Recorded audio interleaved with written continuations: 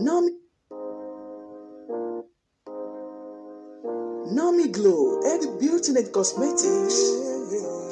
Eddie Touch, nurturing your skin. Naomi Glow, Eddie Beauty and Cosmetics. Naomi Glow, nurturing. Oh, that's a mona. See as your face they shine like cockroach. We never get belle. Must see your body as it they glow. Remember, say, job alone fit die alone. No. Now, waiting be your secret now. My secret? Yes. Naomi Glow, healthy organic treatment and cosmetics is my secret. Sure? Yes. Are you looking for a nice place to nurture your skin, healthy touch, face and body? Oh, don't you go away. Naomi Glow, healthy beauty and cosmetics is the solution. Our bespoke specialties are face and body, soft and radiant glow, facial treatments for men and women, spot pimples and blackhead treatments, dry skin treatments, whole body scrubs, damage bleaching skin renew and maintain instant whole body soft glow, special organic soap for you, stretch mark treatments, sunburns eradication, skin maintenance and renewal, instant skin brightening, stubborn dark knuckles and feet treatments, body lotions, shower gels, Naomi Glow nurturing glow oil, multi-purpose tuners, lighten and clear blackheads, spots, smooth and skin blemish taking care, scrubs to exfoliate and reveal your radiant, spotless and soft skin, organic black soap, 2-in-1, Max and Watt to generate and reveal smooth glow skin for all your skin types, day and night face creams, and can be bespoke to your skin conditions and needs. We have for men spots and bumps aftershave. For services, you can book an appointment to visit them from the same contact. Our services are facial body treatment, makeup, lash and brow treatments, eyelash extensions, nail treatments, hot wax treatments, waxing, men's healthy body enhances, body massage. Naomi Glow don't support bleaching. At Naomi Glow, we support to maintain your God-given skin to look glow, radiant, smooth and attractive. We don't preach bleaching. We maintain, repair, regenerate and renew any skin problems and blemished. Naomi Glow, healthy organic treatment and cosmetics is the solution. We treat clients and customers as individuals, each person according to their skin conditions and needs. Our opening hours, Monday to Friday, 10 a.m. to 10 p.m. Saturday, 10 a.m. to 10 p.m. On Sunday, you can contact us on telephone or SMS. For more information, 0772 02 77124. Our WhatsApp number is +440 756 628 6680 0772 02 77124. Our WhatsApp number is +440 756 628 6680. On Instagram at Naomi Glow _cosmetics. On Facebook, Naomi Glow Beautician. You can also email us at naomiglow124@gmail.com. Oga Tamuno, thanks for that deal. You know, see as my face don't jolly like your own now. Oga, na you. Oh no, it's not me. It's Naomi Glow, LD Beauty Traits and Cosmetics. The Lioness, your consultant. LD Touch, nurturing your skin. To order for cosmetics products and services, contact them on Facebook, email, phone number, Instagram, already mentioned. And Naomi Glow will get back to you. Owned and funded by Ye Ajishewawa, Ashiwaju Naomi Kemisola Atoyegbe, Ne Adams. Naomi Glow, Beauty World. Naomi Glow, healthy beauty treats and cosmetics, nurturing your skin, the best book. Ẹ kálẹ́ Naomi Glow ẹ káàárọ̀ bí tẹ́ bá wà ẹ kálẹ́ ẹ káàárọ̀ ẹ káàsán Naomi Glow nìyẹn ọpẹ́lọpẹ́ Naomi Glow òun ló jẹ́ kẹ́ máa rí mi anytime ẹ mọ ẹ dán ẹ wò nǹkan tó fi ṣe mí lóge ẹ wo gbogbo ara ẹ wò ọwọ́ ẹ tí ẹ wo Naomi Glow ọkùnrin tó bá lo Naomi gbogbo ẹ̀yin obìnrin ẹ lọ rà á fọ́kọ yín o gbogbo ẹ̀yin obìnrin ẹ má sọ pé wọ́n máa gbọ́kọ yín ẹ lọ sí Naomi ẹ pé Naomi ọmọ ni tó bá ti gbọ́ látọ̀dọ̀ ọjà sọ pé anywhere tẹ́ bá wà in the world I've said to you, she's a professional. Tọkàn mi balẹ̀ ẹ wo ọmọ náà ẹ wo skin ẹ wo gbà kan ẹ tún wò láàrin ìjọ mélòó wọ́n ti rebrand èmi gan ni mo fẹ́ rí báyìí o tí bá tó wá fẹ́ dàbí king ọba nílùú òyìnbó fẹ́ dàbí òyìnbó gangan màá tún dà bó bá ṣe wù mí ni mo yẹ fẹ́ bó bá ṣe fẹ́ rí ni bó bá fẹ́ ká wo ọkọ ẹ rí jẹ́ kó ọkọ ẹ ṣe rí jẹ́ kí ìyàwó ẹ ṣe ìwọ tó bá rí pé ìyàwó ẹ ò ṣe kinní pè mí màá fún ẹ ní nọ́mbà Naomi Glow tó bá sọ pé látọ̀dọ̀ ọjà sọ pé kò wọ́n o ẹlòmíì rò pé owó tẹ́lòmíì fi ń tún ara ṣe ẹ̀kọ́ lọ bàjẹ́ níbì kan, àwọn eléyà tún yín ṣe, wọ́n máa rebrand yín, wọ́n máa polish yín, pọ́ọ̀ṣì ni ìwọ náà wò náà, wo Naomi, wo ṣe ọmọ, gbogbo ẹ̀, wo aṣọ títí lọ dórí aṣọ, gbogbo ẹ̀, everything, ago, perfume, everything ni Naomi, ó máa tú ìṣẹ́ up ni. Tó bá jó òun ni ẹ lè máa rí mi mọ́, ọ̀rọ̀ Nàìjíríà ti sú mi, ṣùgbọ́n Naomi ní kí n máa gún ọ̀sán, ó wà lẹ́yìn mi. Ẹ wo Naomi ló jẹ́ ń jáde lóru, tẹ́ bá rí mi lóru, tó bá dọ̀lẹ́ pàdé mi ní Concern Ọmọ Yorùbá, nítorí mo fẹ́ sọ̀rọ̀ Naomi ní ilé sọ níbẹ̀, òun lẹ ṣe rí mi gbígbọ́, gbogbo ẹ̀yin èèyàn mi ẹ pàdé mi lọ́la ní Concern Ọmọ Yorùbá. Now, good evening everybody. It's a Naomi walk. This is Naomi walk. Look at my skin that is glowing. If you have a boyfriend that you don't like the way it's looking, or the skin, some men don't have time for their skin. Naomi can manage them. Even that your lady, your girls, that their skin, they have rashes, they have all this bomb in their skin. This lady will make them to become a beautiful, their skin will be more glowing, that you'll be like licking it, That's what Naomi is for. She's a very good lady. Kindly, if you patronize Naomi, you are patronizing me, because Naomi is the one that is making me coming to you. Then wo mi gbogbo ẹ̀yin èèyàn wa, gbogbo ẹ̀yin ọmọ Yorùbá káàárọ̀ oòjíire. Naomi ọmọ Yorùbá ni, Kẹ́mi Jádesọ́lá ni, aya Àtóyègbé, ọmọ Yorùbá ni. Nǹkan wa náà ń lò, náà fi ń ṣe wá lọ́ṣọ̀ọ́. Gbogbo nǹkan tá bá ti ń ṣe, mo ní àwọn oògùn wa tó yẹ pé àwọn nǹkan wa òun lèmi máa ń tà, òun lè máa ń patronize. Ẹ jẹ́ ká máa patronize àwọn tiwa. Òyìnbó kan gbà wá ni, tá bá fowó yìí á fi develop ilẹ̀ káàárọ̀ oòjíire ni. Ẹ wo eléyìí sí rheumatism ni, tẹ́ bá fẹ́, àti capsule, gbogbo nǹkan tó ń ṣara lóore, ò lè ṣe dáadáa lẹ́yìn lára ọkùnrin ni, àbí ọkùnrin bẹ́ẹ̀ sùn, ó ní ara ẹ̀ ń ṣe bákan, pè mí, gbogbo bí ojú ara, everything, gbogbo everything, bóyá máa le, bó ṣe máa fresh, tọkùnrin máa da ojú de, gbogbo ẹ̀ mo ní lọ́wọ́. Ìwọ tó bá dẹ̀ ní hypertension, ìtọ̀ ṣúgà, gbogbo ẹ̀ pè mí, anything, bó jẹ́ o ní problem pẹ̀lú ọkọ ẹni àbí issue, pé wàá send ẹ lọ sọ́dọ̀ ẹni tó máa cancel ẹ, tó máa fún ẹ ní nǹkan tó máa ó já sọ pé nìyẹn. Èmi máa ń patronize àwọn èèyàn wa, kò ń ṣe tówó, ṣùgbọ́n ẹ wo náà, láì tí ẹ gbowó, ẹ wo bọ́mọ ṣe rí, tí Naomi touch mi, láì tí ẹ gbowó lásán, ẹ wo nǹkan tó tọ́, ẹ wo bí ara ṣe rí. So yẹn lásán bẹ́ẹ̀. Now back to the business. Ẹ ṣé gan Naomi, mo dúpẹ́ lọ́wọ́ ẹ o, ìyá rere ni ẹ, obìnrin rere ni ẹ tó fi ń ṣàdúrà fóbìnrin, obìnrin rere ni ẹ tó fi ń ṣàdúrà fóbìnrin. Ó ṣe tó bá jẹ́ Naomi ni, I wouldn't have been coming to live show anytime I want, because I'm so confident in myself. When you are coming to studio like that and you know that you are looking good, you are looking cute, all what you are putting on is good, you'll be happy to come to studio. Sometimes àwọn bí èèyàn bá ṣe rí ojú máa ń tẹ̀lé mi láti ya photo, láti wá studio. Lọ sọ́dọ̀ Naomi, ó tiẹ̀ ní láti ṣe fóònù ẹ kó tó rí pé ó máa fine naturally, ni máa ṣe Photoshop, ọmọ yẹn máa sọ ẹ́ dòge ni.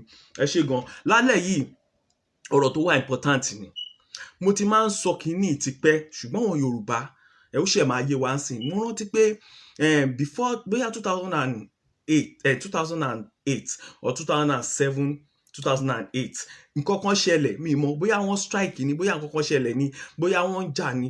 Àwọn Haúsá, nílẹ̀ Haúsá, wọn ò lè kó oúnjẹ wá sílẹ̀ ilẹ̀ Yorùbá. Tẹ́ bá rí ibi tí mo ti lọ jẹun gbà yẹn, àtàwọn ìfà ẹ̀ṣà ni wọ́n ń lò. Ẹ̀ṣà náà ń lò, ẹ̀ṣà, bó ṣe ń lo ẹ̀ṣà yẹn là ń jẹ.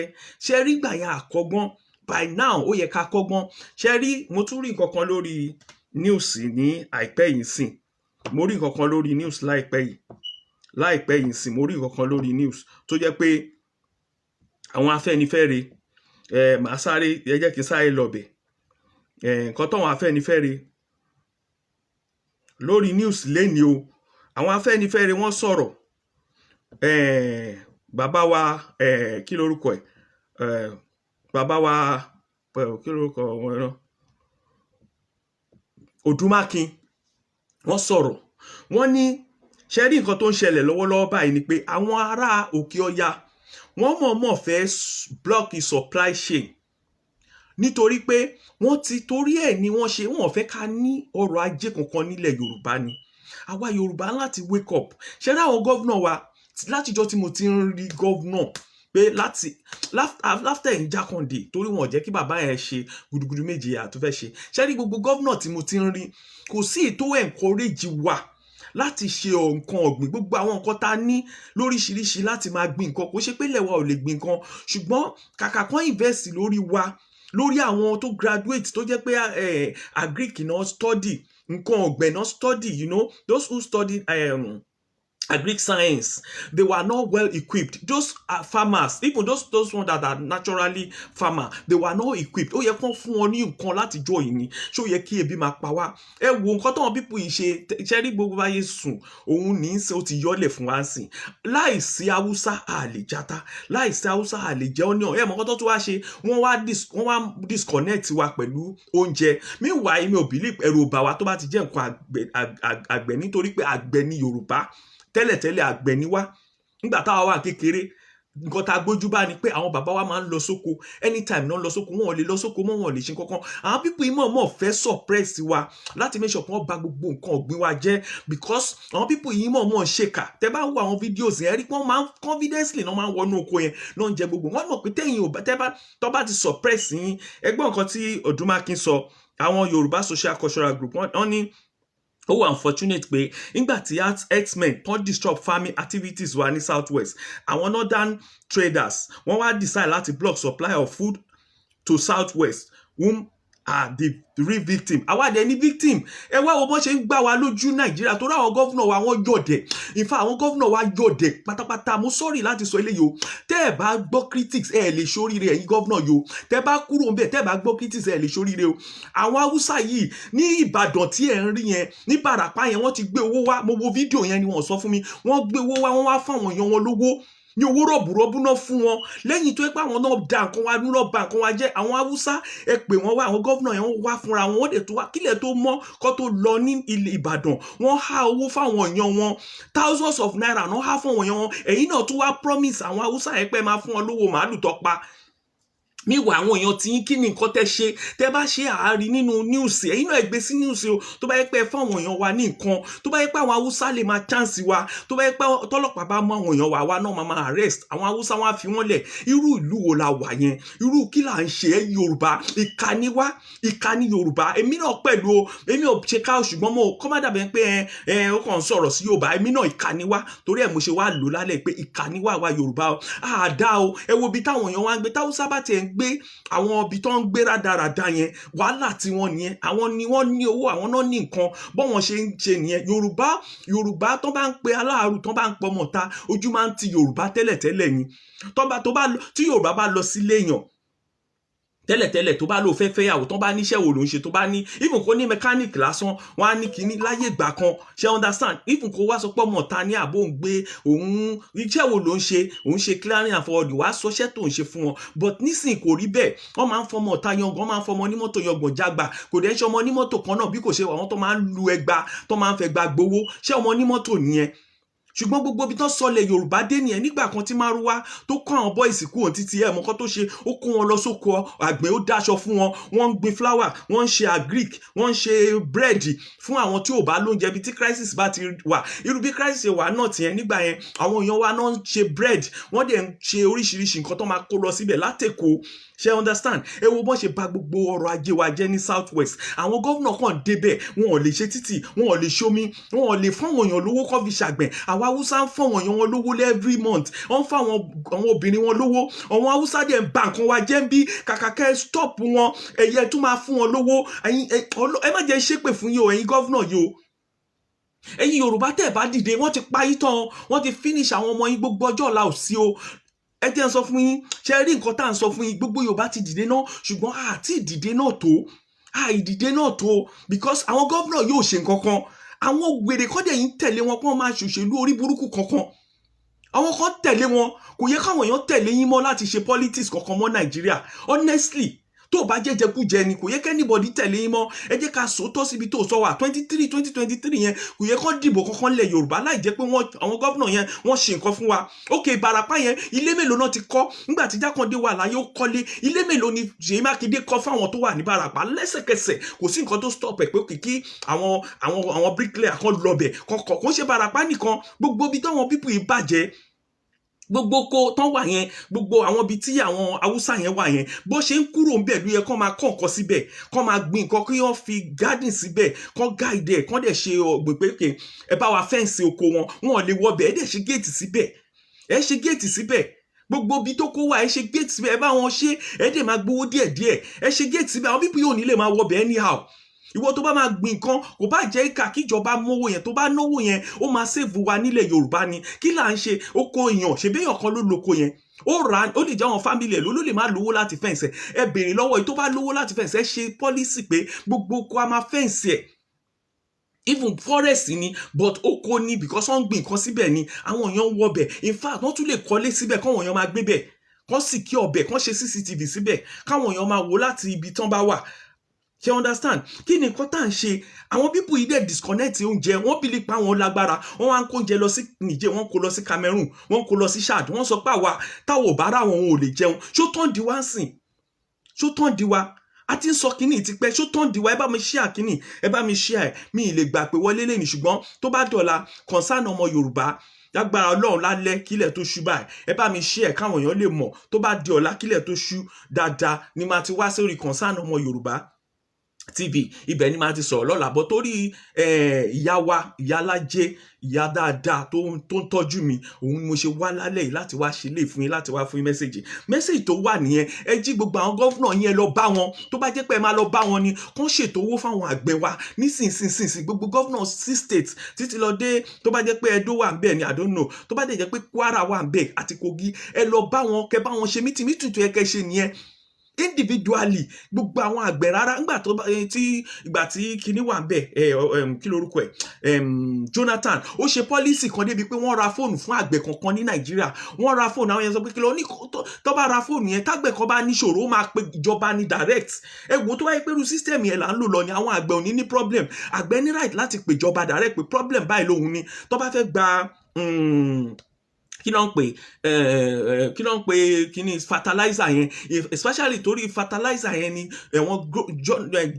ìjọba àná náà ṣe fún wọn ní fóònù yẹn, nítorí pé àwọn èèyàn ń short change wọn, àwọn kan fi wọ́n ṣe business, so àwọn ní okay kí nǹkan ọ̀gbìn wa lè move dáadáa, ẹ̀yin àgbẹ̀ ẹ wá máa gba fertilizer yín directly, a máa fún yín, ẹ jẹ́ ká máa communicate pẹ̀lú yín direct, torí pé àwọn èèyàn ò ṣe trust ní Nàìjíríà. Nǹkan àgbẹ̀ dẹ̀ ń lọ díẹ̀díẹ̀ nísìnyí ní gbogbo ọ̀dọ̀ wa, kò sí nǹkan àgbẹ̀ tó lè lóòótọ́, wọn ò encourage wa láti ṣàgbẹ̀, but many people ní south west, even àwọn tó wà lọ ìbò, wọ́n encourage ara wọn láti lọ ṣàgbẹ̀ yìí. Èmi gan náà mo ṣàgbẹ̀, mi náà ra ilẹ̀ kan tí mò ń ṣe nǹkan ọ̀gbìn sí, tó bá mi ń gbìn, ṣe understand? Bí owó tiẹ̀ tí jáde ń bẹ, at least hope wà. Nísìnyí kílẹ̀ àwọn ọmọ wa fẹ́ jẹ, kí ni nǹkan tẹ̀ ń ṣe? Ẹ fọ àwọn Haúsá yìí lẹ̀, ẹ jẹ́ ká build àwọn èèyàn wa. Gbogbo local government kankan, kò sí nǹkan tó stop local government, even bí kò ṣe rí ilẹ̀ wà, tó bá mú àwọn èèyàn, even kó jẹ́ Ṣómólú ni, wọ́n lè lọ sí Ìrùkòdù, Ìjẹ̀dẹ̀, gbogbo ibi tí ilẹ̀ wà yẹn, wọ́n lè lọ ṣe ọ̀gbìn bẹ̀, wọ́n á ṣe mọ́tò tó máa débẹ̀, àwọn èèyàn á máa lọ, wọ́n á lọ máa ṣe nǹkan ọ̀gbìn, wọ́n á máa gbìn, wọ́n á máa tà fún wa, wọ́n á máa tà sí Ṣómólú, wọ́n á máa tà sí Lagos Island, wọ́n á máa tà gbogbo àwọn ìgbèríko yẹn tó jẹ́ suburb Lagos State tó wọ Ogun State yẹn, gbogbo ibi tí ilẹ̀ wà yẹn, ẹ fi ṣe àgbẹ̀ fáwọn èèyàn yẹn Lagos State. Ká má ṣe wá sọ pé Ogun State, ká má sọ pé Ọ̀yọ́ State, ilẹ̀ wà rẹpẹtẹ tá lè gbìn kan sí. Ẹ identify àwọn àgbẹ̀ right now, ìṣẹ́jú mélòó làgbàdo fi ń wù, ìṣẹ́jú mélòó nìkan fi ń wù, ìṣẹ́jú mélòó náà fi ń build ẹja, breed ẹja, ìṣẹ́jú mélòó. Màálù gan ìṣẹ́jú mélòó náà fi ń rùn. Tẹ bá ti kó màálù dé, tẹ ti fún wọn láwọn oúnjẹ abẹ́rẹ́, gbogbo wọn máa dàgbà kíákíá ni. Kí ló wà ń bẹ̀? Ẹ lọ kó màálù wá, kẹ wábì kan tẹ máa ṣe garden sí, tẹ máa fẹ́ǹsì dáadáa, tẹ máa fún ilé ní tiẹ̀, màálù 10 ní tiẹ̀, wà á máa build ẹ̀, màálù 100 ní tiẹ̀, ẹ pa àwọn doctors yẹn, gbogbo wọn wà ń bẹ̀, wọ́n á máa tọ́jú ẹ̀. Láàárín ìṣẹ́jú mélòó, màálù ti pọ̀ nílẹ̀ Yorùbá. Even ewúrẹ́ gan, ẹ lọ wá ibi tán máa ti máa sin ewúrẹ́, ẹdìyẹ, ehoro, gbogbo nǹkan tá à ń jẹ, ejò, gbogbo ẹ̀ rápátá ẹ ṣe. Ẹ̀yin gọ́vnà Ọ̀yọ́ State, gọ́vnà Ondo State, nǹkan tó yẹ kẹ́ ṣe ni, ó yẹ kẹ́ ti ṣe tipẹ́, àti sọ tẹ́lẹ̀, but àwọn èèyàn wá gbà yẹn, ara sì tù wọ́n ni, wọn ò believe nǹkan tá à ń sọ. Ìsinyìí everybody ti wà involved, even almost 70% Nigeria, Yorùbá all over the world ló ti ń fight for sovereignty sin. But what we can do now, before we can start the sovereignty, káwọn gọ́vnà wa, àwọn gọ́vnà tó jẹ́ pé òṣèlú ló máa pa wọ́n yìí, tó yẹ pé ibẹ̀ náà máa kú sí, tọ́rọ̀ pé òṣèlú náà máa kú sí, wọ́n ti gbàgbé pé ọjọ́ wọn ó dì kan lẹ́nu. Náà àwọn gọ́vnà yìí sìn, ẹni tó bá mú gọ́vnà tó bá ń gbọ́ mi, mi ìbú gọ́vnà kankan ó tọ̀rọ̀ ni mò ń sọ fún yín tó bá sòótọ́ fún yín pé rọ́bìṣì ni nǹkan tẹ̀ ẹ̀ ṣe títì ẹ̀ ṣe ná ẹ wo ọ̀rẹ́ mi lọ sí Senegal ó kàn yà bẹ̀ lọ́jọ́ kan lásán ó ròyìn bẹ̀ pé òun máa padà lọ bẹ̀ Nàìjíríà ò lè wá Nàìjíríà even àwa tá wá Nàìjíríà gan ìnira la fi ń lọ Nàìjíríà la fi ń padà a lè sọ pé a kàn ń tanra wa ní home sweet home kò sí nǹkan tó sweet ní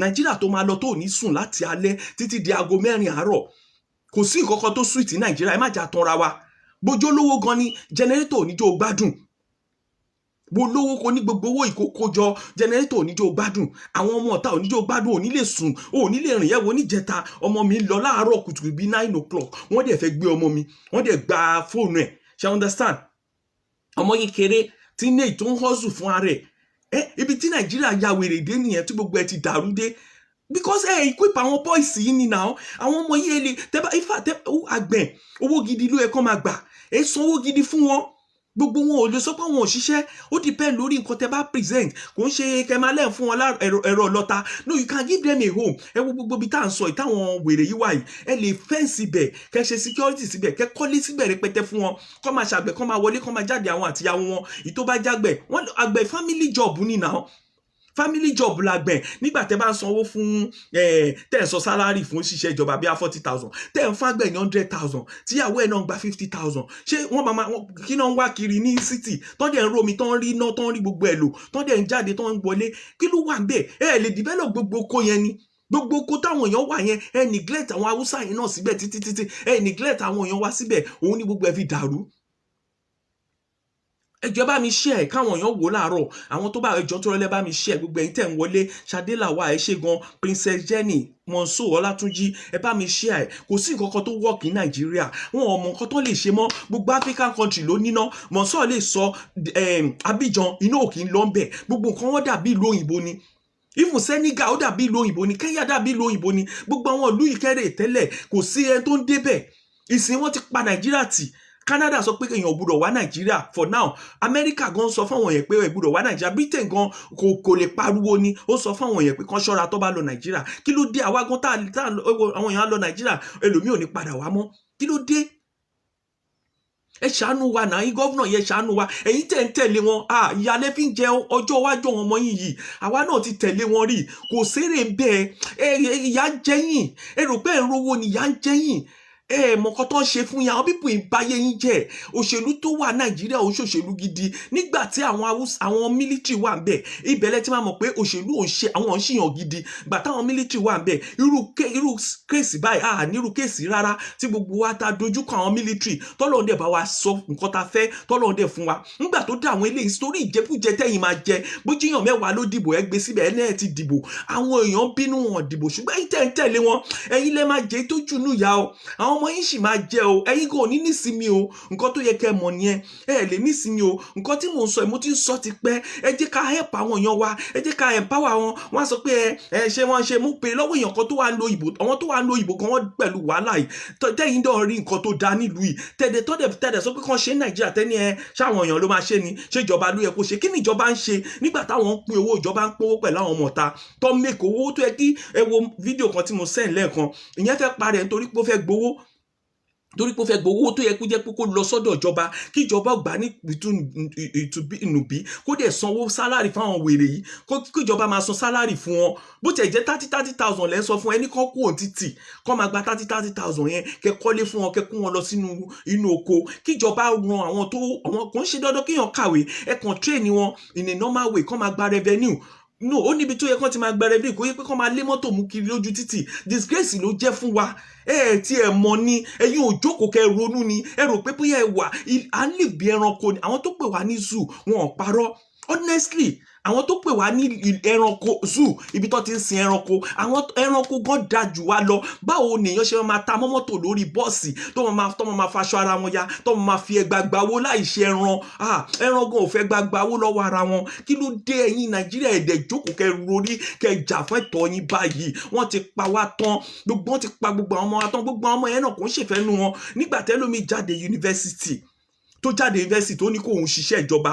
tó sọ tó lọ síbi tó ti máa ṣiṣẹ́ tí ò ríṣẹ́ àwọn ọmọ area boys wá pé ọ̀gá ìwọ kàwé náà Bọ́lájí ó jáde látijọ́ òríṣẹ́ nígbà tí Bọ́lájí jáde tó rí àwọn ọmọ tó yẹ pé wọn ò tiẹ̀ nígbà tó ń wà secondary school tó ń kàwé àwọn yẹn ò kàwé nígbà tó rí wọn tó ń lo jeep tó ń lo Prado tó ń gbéyàwó gidi tó ń lọ lóyìnbó Bọ́lájí wá ní láti ọdún 4 tóun ti wà nílé òun ò ríṣẹ́ ṣe Bọ́lájí ó dẹ̀ kàwé ó dẹ̀ brilliant wá máa introduce ẹ sí aláyé wa ṣáàmà wa ṣọmọ ọmọ ṣáàmà wa bóyá wà yẹn kò ń kóyàn tó tẹ̀ láìkì irú ẹ̀yìn báyìí tẹ̀ kàwé ok ṣáàmà go kàwé bọ̀ kò ń ṣe dandan kíyàn kàwé ọgbọ́n orí ló matter intelligence àti common sense òun lòyìnbó ń lò ṣó mọ kí ní ṣe òun ní tòyìnbó báwọn ọmọ tó wà ní garage ṣe ń ṣe nìyẹn báwọn òyìnbó bó ṣe ń ṣe bóyìnbó ṣe ń ṣe náà ṣe ń ṣe kẹ́lẹ́ bá mọ̀ káwọn ọmọ tó kàwé yẹn gan tún gbọ́n jù wá lọ but àwa lórí wa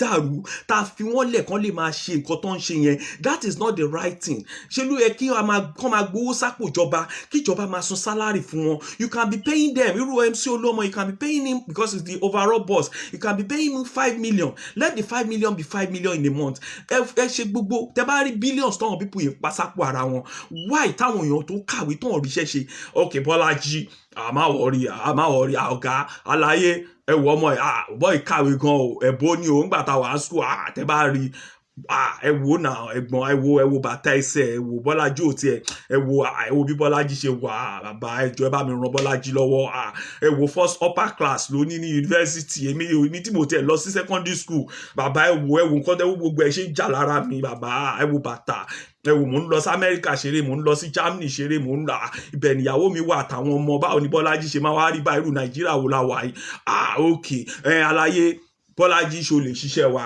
ok àmúlẹ̀ àẹ́sà I can do it àmúlẹ̀ ṣe ṣó ìbò wèrè ló ń sọ lẹ́nu ìbò lóyìn sọ wèrè kó chì kó wá bí má sọ ìbò sí sọ Yorùbá ṣó gbọ́ Yorùbá mo gbọ́ Yorùbá Bọ́lájí kí lórúkọ ẹ Bọ́lájí Oyènúsì ok Bọ́lájí Oyènúsì ló ń jẹ́ kí ni kọ́lé upper class gbàgbé upper class tó ló ní ẹ̀fìn yẹn síbì kan lọ sọ́nù ọmọ wọn tó ṣẹlẹ̀ àwa bá a ṣe wà yìí a ní ìdàkọ̀wé ẹgbẹ́ ṣó yẹ wá máa bá wa kọ̀wé ń bí ṣó understand kan tó máa ṣẹlẹ̀ ní kó tẹ́ no ó tiẹ̀ tí ayé yẹn ò tí ì yọná bọ̀ a máa rán iṣẹ́ ṣe ẹ rí ilé ayé Nàìjíríà bó ṣe rí a máa rán iṣẹ́ Bọ́lájí ó lè bá wa lọ sí báyìí lọ báyìí kó lọ nǹkan tó ń ṣẹlẹ̀ àkàn máa rán ẹ̀ kiri ni nígbà tó yá ìgbà tí position wa ṣí wọ́n sọ Bọ́lájí di secretary ẹgbẹ́ Bọ́lájí di secretary ẹgbẹ́ àwọn union bí Bọ́lájí ṣe bẹ̀rẹ̀ sí ní bóun náà ṣe bẹ̀rẹ̀ sí ní wọṣọ tó bẹ̀rẹ̀ sí ní gbádùn tí Bọ́lájí náà bẹ̀rẹ̀ Bọ́lájí wá wò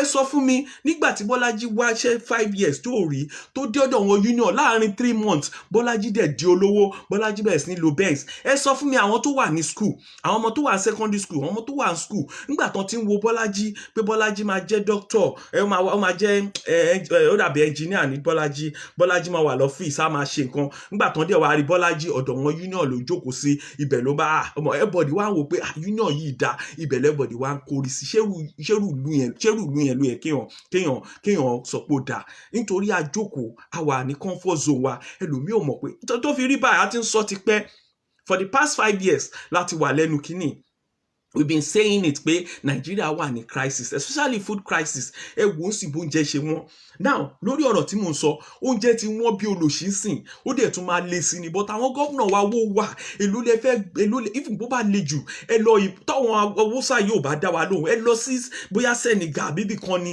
neighboring country ẹ lọ kó màálù wọlé ẹ kó ẹdìyẹ wọlé ẹ kó gbogbo ẹ wọlé káwọn ọmọ wa bẹ̀rẹ̀ sí ní máa sìn ẹ ṣe fence ẹ ṣe ní normal way ẹ ṣe fence fún wọn tó yẹ pé anybody ò lè débẹ̀ oníkálukú ò lè débì kan ẹ ṣe CCTV síbẹ̀ ẹ ṣomi síbẹ̀ fún wọn ẹ kọ́lé síbẹ̀ fún tó bá possible kan kẹ kọ́lé síbẹ̀ kẹ ṣe security síbẹ̀ kọ́ máa gbébẹ̀ kọ́ máa produce oúnjẹ kẹ́dẹ̀ ṣe network ṣé tó máa gbé oúnjẹ wá kẹ ṣe ọ̀nà síbẹ̀ bí Jákàndé ṣe nìyẹn ó ti ṣe gbogbo ọ̀nà sílẹ̀ tẹ́lẹ̀ tó yẹ pé kò síbi tí ẹ fẹ́ gbé ọ̀nà gbà oúnjẹ ni o gbogbo nǹkan máa wọbẹ̀ so ẹ ṣọ̀nà tó ń jẹ́ máa gbà jáde easily tó yẹ pé máa dé ọjà táwọn èèyàn tó wà ní gbèríko á máa jẹ àwọn tó wà nínú oko náà á máa gbádùn àwọn tó wà ń ta á máa gbádùn kò yẹ kí ìyàtọ̀ wà láàrin wa ṣe understand gbogbo nǹkan tó ń pa Nàìjíríà nìyẹn àwọn Haúsá yìí according to report wọ́n mọ̀ ń ba gbogbo nǹkan oko jẹ́ ni tẹ bá rí tán bá ń sọ ńgbà míì mo ìbúréyàn kan gan even kòkó ṣó kòkó nìkan àwọn ọjà wa you know what they are doing èèyàn kan fún mi report lánàá ní ọjà kan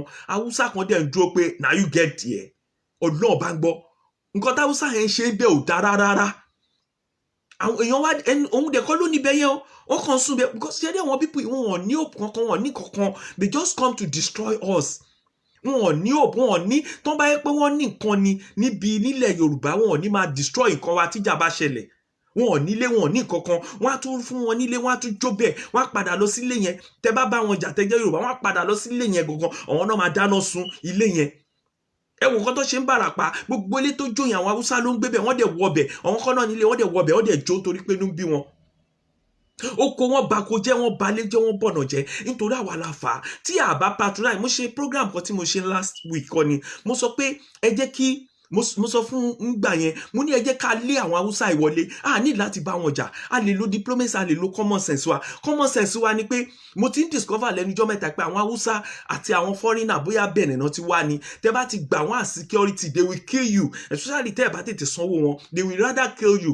tí Haúsá mẹ́rin bá wà tí Yorùbá méjì bá wà tí Yorùbá kan nu wọn bá fẹ́ pa ẹ́ ìkan àrònú àtàṣírí fún ẹ pé ewu wà fún ẹ o. ṣùgbọ́n tó bá já Haúsá ni kò ní rẹ́ni sọ fún ẹ pé wọ́n fẹ́ pa ẹ́ ó máa wò ni ó lè má láì bọ́n ṣe pa ẹ́ bọ̀ tó wọ́n máa pa ẹ́. a sọ fún wọn pé gbogbo àwọn shoemaker yẹn àwọn ọmọ wa ẹ lè encourage wọn kọ́ máa ṣe shoemaking you understand kẹ fún wọn lówó kẹ equip wọn sí gbogbo strategic area ní Lagos State kẹ má patronize wọn mọ́ tẹ́ ẹ bá patronize wọn they will rather go ibi ọjà tí àwọn èèyàn bá tà èèyàn bá ń kúrò bẹ́ẹ̀ ni ẹ gbà mú fún yín ẹ lè lé wọn tàwọn ọmọ tí àwọn other people ń bọ̀ tó yẹ pé wọ́n develop ilẹ̀ Yorùbá màá sọ yẹn ní next week wọ́n develop ilẹ̀ Yorùbá ṣé àwọn Haúsá ò develop ilẹ̀ Yorùbá rárá wọ́n wúlò ń bẹ̀ they just come there to come and scatter everything. gbogbo àkan náà kọ́dà ọ̀kadà wọlé àwọn ọ̀gá wọn ló ṣí ọ̀kadà fún wọn àwọn bí lè pè kọ́kọ́ wá bí nítorí pé ẹ̀yin Yorùbá ẹ̀ lè ra ọ̀kadà and then èmi ò rí nǹkan tó jọ ọ̀kadà gan ṣe ló yẹ kán bá ọ̀kadà kẹ́ra mọ́tò gidi fáwọn èèyàn yín kán máa nọ́nà táwọn èèyàn yín bá nọ́nà pẹ̀lú mọ́tò gidi kò sẹ́ni tó máa patronize Haúsá gbogbo kẹ̀kẹ́ wọn wá kó padà ẹ ní láti bá wọn kó padà ìgbà tó ọba tà tí kẹ̀kẹ́ wọn bá bàjẹ́ ìgbà tó ọba rẹ̀ ni gbà wọ́n sí gate man tó jẹ́ pé àwọn ọmọ Yorùbá náà gbà irú ìtẹ́fín fún wọn ní ṣọ́ọ̀bù kékeré tó ń san tax tó ń san kankan yẹn àwọn ọmọ Yorùbá tẹ́ bá fún wọn Yorùbá ò lè pa yín tí Yorùbá bá tiẹ̀ wá pa wá mélòó ló fẹ́ pa wá because Yorùbá mọ̀ pé kò síbi tóun máa sá lọ Haúsá pa wọn ọ̀gẹ́ ẹ̀ á dẹ̀ sá lọ láàrin ìṣẹ́jú kan ẹni tó wá láti Niger àbẹ tó wá láti Benin Republic á pa wọn lẹ́sẹ̀kẹsẹ̀ ó ti gba Badagry ibo lọmọ Ìjẹ̀bú fẹ́ gbà tó bá pààyàn lẹ́kọ̀ọ́ wọn mọ fámìlì ẹ̀ ibo ló fẹ́ sá lọ ibo lọmọ Oǹdó fẹ́ sá lọ ibo lọmọ Èkìtì fẹ́ sá lọ kò síbi tó fẹ́ sá lọ ṣùgbọ́n Haúsá lè sá lọ ó lè gba bọ́dà kó gba ṣáàdì lọ ẹ mọ ibi tó ti wá ni gbogbo Haúsá tẹ̀yìn rí ẹ gbogbo wọn kọ́ ló jọmọ Nàìjíríà.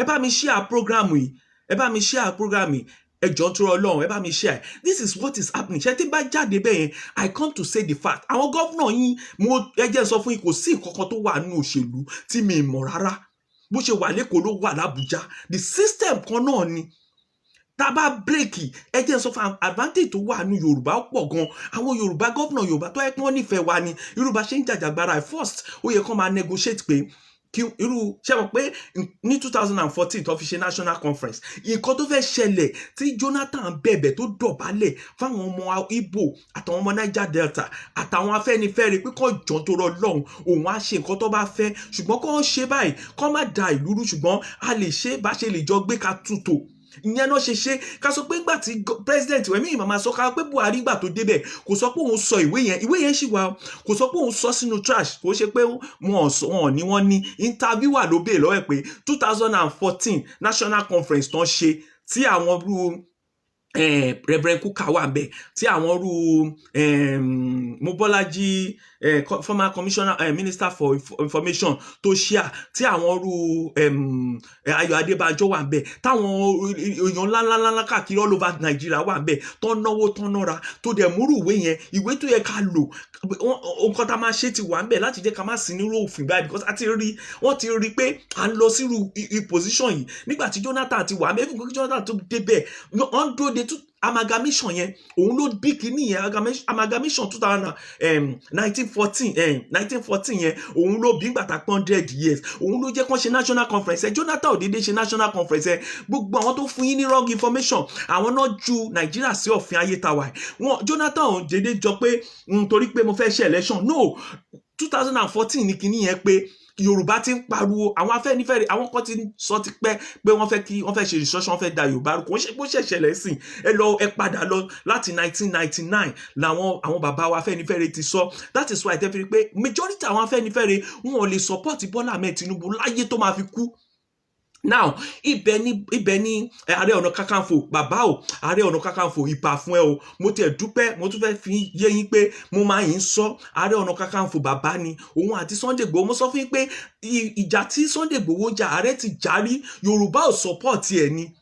Yorùbá kàkí sọ Yorùbá support ẹ, wọn á ná ọmọ ta ni, wọn á ní kò kàwé, wọn á lóun ló ń ṣe gbádá, wọn ń kó bá ni. Ṣùgbọ́n torí kí lorúkọ ẹ the way ti Sunday Igboho fi wá, Ọlọ́run fẹ́ jẹ́ ká break gbogbo jí yẹn ni ti Sunday Igboho ṣe wá bẹ́ẹ̀ ni Sunday Igboho ṣe jáde l'October 1st. Ìjáde tí Sunday Igboho jáde l'October 1st tó fohùn sílẹ̀ nítorí pé Sunday Igboho jáde ó rí pé gbogbo àwọn tó wà lóyìnbó everybody bí a ṣe ń jẹ wá ó rí wa ó ń wá ó dẹ̀ ń dùn gan. Àìmí tí mi kàwé ẹ wọ wọn tó kàwé ẹlòmíì ń fọlẹ̀ ń fọ gbogbo nǹkan yẹn ni máa yí rí. Máa yí is a world man class international businessman ni. He knows everything. Kò lọ sáì lóyìnbó láti lọ fọlẹ̀. He just went there to do business. Àánú dẹ̀ ń rá àwọn èèyàn wa bó ṣe ń jìyà. Tó bá wọ Picam lọ yẹn, tó bá wọ bìkan ẹ rá àwọn èèyàn wa tó wọn máa tọrọ owó. Àwọn tó wà ń lóyìnbó náà tọrọ owó. Wọ́n ń tọrọ owó lọ́wọ́ tó lówó Nàìjíríà. So that is why tẹ́ fi rí pé majority àwọn èèyàn kan fẹ́ padà wá Nàìjíríà. Kò ṣe pé easy náà níbi tí wọ́n wà yìí, because ẹlòmíì níbí ló máa fọṣọ, ló máa wa ara ẹ̀, ló máa ṣe gbogbo nǹkan ara ẹ̀ fún ara ẹ̀, ló máa rìn káàkiri, ló máa ṣiṣẹ́ àṣefẹ́ kú. Ṣùgbọ́n Nàìjíríà irú wọn àìmọye irú wọn tó yẹ pé wọ́n máa ní cook, wọ́n máa driver máa gbé wọn kiri. Ṣùgbọ́n tó bá débí làálàá kòókò ni, jọ̀ọ́jọ̀ọ́ ni, kò yí sì ń bíṣẹ̀. Ọlọ́run ẹ jẹ́ kí n sọ fún yín, ìlú tá wà yìí nǹkan tá fi wá síbí ni pé ṣe rí owó wa. Ẹ jẹ́ kí n sọ fún yín bàbá, ẹ jẹ́ n sọ fún yín ìyá, ẹ jẹ́ kí n sọ fún ìjọba mi ṣe àkíní. Kò sí nǹkan kan lóyìnbó, tẹ bá dé lóyìnbó tẹ bá rí báwọn ọmọ yín ṣe ń sọ́fà, wọn ò sọ fún yín ni. Sọ́fà yẹn pọ̀ o, sọ́fàness yẹn pọ̀ o. Ẹlòmíì á ṣe slavery for 10, 20, 15 years. Irú woman tán ló dé ní 17 years, tán ló lọ sí lóyìnbó 17 years yẹn tó padà tán ló ṣaláìsí ní tí ì lè sọ bọ̀ wọ́n ló ṣaláìsí. Ṣùgbọ́n tẹ bá rí àti woman yẹn jẹ, bóyá nǹkan kan ló rò tó fi kú. Tẹ bá rí àti woman yẹn jẹ, tó bá sọ ìyà tó jẹ, ìyà yẹn máa pọ̀ o. Tẹ́lòmíì jókòó sí Mùṣí tó ń kawó, bí sí lọ gbélé yìí lọ gbáwo ṣo ti ránjẹ, olórí burúkú lò ṣì ní kí ló ń tò táwọn wà bí tó ń gbá wọn, tó ń fọwọ́ gbá wọn torí pé wọn ò níwèé. Kọ́ tó níwèé ẹlòmíì tó 10, 12 years ẹlòmíì sọ wọn fámìlì ẹnu, ìgbéyàwó á dàrú. Ẹ jẹ́ kí n sọ fún yín nǹkan tí mò ń try láti sọ ni pé àwọn gọ́vnà ìjọ tó rọ lọ́n ẹ bá mi pè wọ́n. Ẹ tó bá lè pe àwọn gọ́vnà kan jọ tó rọ lọ́n, wọ́n lè sáré mú gbogbo owó tó yẹ kó lọ ságírì tó máa ń kó sápò yẹn kán channel ẹ̀ sìn. Tó bá pe gbogbo àwọn ọmọ wa kán bẹ̀rẹ̀ sí ní kọ́lé gbogbo àwọn ibi tí òkìní bá wà, kán kọ́lé síbẹ̀, kán ṣe oko síbẹ̀, gbogbo farmland, kán create farmland tó dáa tó wà conducive tó yẹ pé àwọn èèyàn people will be able to work there. Tó bá pè mí as a graduate pé kí n wá ṣiṣẹ́ bẹ̀, I'll be happy to work there because there is water, there is house, even I can even bring my family down there to come and work there. You understand? Tá bá ṣiṣẹ́, you can pay us good money. Ẹ kàn yọ owó rent yẹn ni báwọn Jákàndé ṣe ń gbà yẹn ni. When you are working and they give you a house, the only thing tán ní fún ẹ ni pé they will not give you housing allowance, housing rent, housing allowance. That is what they will remove because they've given you a house. So orú housing allowance yẹn náà máa yọ every month, náà máa upkeep ilé tí ẹ wà yẹn. Tó bá dẹ̀ wá jẹ́ pé ibi tẹ́ ẹ̀ ń gbé kì í wọ mọ́tò, wọ́n á tún yọ díẹ̀ nú ẹ̀ depend lórí mọ́tò tẹ́ bá ń wọ̀. Wọ́n á fún yín transport allowance, inconvenient allowance. Ìyàwó yín gan lè wá máa bá yín gbé nínú bẹ̀, security àwà, CCTV àwà. Wọ́n á ṣe fence bó jẹ́ 100 acres ni ilé àwà bí àdàbí village ni. Àwọn èèyàn máa gbé bẹ́ẹ̀. Wọ́n ń ṣẹlẹ̀ nílùú yìí náà. People are not living in city and why they are farming. No, they live in farm. People live in farm. Àwọn èèyàn settle sí farm ni. People have to settle there. Even teacher will not be able to go. Láyé àtijọ́ àwọn teacher máa ń wù wọ́n láti lọ sínú oko because they enjoy, there is enjoyment there. But because of this Hausa, Fulani, what is happening there, people are not going there again. Even doctor ẹ lè ní kó lọ, ìgbà kan wọ́n máa ń jí wọn gbé ni. Ìgbà yẹn ẹ lè ní kí doctor lọ sí rural. And then when you are sending people to rural area, they are going to take more money than those who are in town, because rural development area ni àwọn èèyàn enjoy àwọn nǹkan kan wà tán deny àwọn èèyàn in city. So this one we encourage them. You give them good money, there is an allowance we create for them to stay there. You understand? àwọn allowances oríṣiríṣi wà tẹ máa create fún wọn tó máa dúró síbẹ̀. Ṣe yẹn ẹ̀yin gọ́vnà ilé iṣẹ́ ẹjọ́ tó rọ náà mo bẹ̀ yín gọ́vnà yìí ni Ṣèyí Mákindé mo bẹ̀ yín. Wo gbogbo àwọn tó ń jìyà tó ń lọ sọ́dọ̀ Hamzat Oríyọmí wọn ò ní láti lọ bẹ̀ yẹn. àwa tá a wà ń lu yìí ẹlòmíì ń sọ́fà wọ́n dẹ̀ tún donate owó fún àwọn èèyàn Nàìjíríà.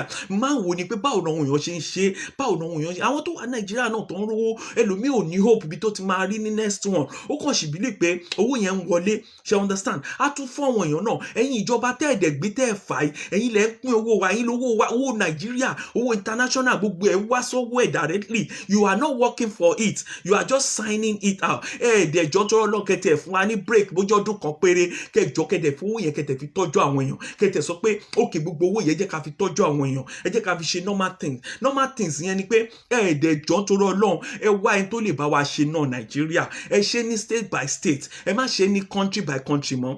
Even àwọn country kan ò ju 2 million lọ and they have good 2 million péré ni wọ́n dẹ̀ níná wọ́n ní gbogbo ọ̀nà náà. Why tí Lagos state ò lè dá dúró? O ò ní láti lọ bá federal government pé no you can start your own project. Ìgbà tí Tinubu fẹ́ ṣe ń gbà yẹn tó pariwo pé wọ́n jẹ́ kó ṣe náà bàbá kan jẹ́ kó ṣe náà àwọn náà wà bẹ́ẹ̀ sìn. This is going to be 5 years. Why tán fi rí náà ṣe? Why tán fi rí títì ṣe ń sìn? What is the problem? Àwọn kan náà gbowó tí owó Èkó gan gbèsè tó jẹ gbèsè sí Lagos state jẹ ó pẹ̀lú gbèsè ó jẹ́ kí gbèsè tí Lagos state jẹ tẹ bá lọ wò láti 2014 ní Lagos state jẹ gbèsè tán yá owó gidi gan tó yẹ pé owó gbèsè Nàìjíríà owó Lagos state ló pọ̀ jù ń bẹ̀.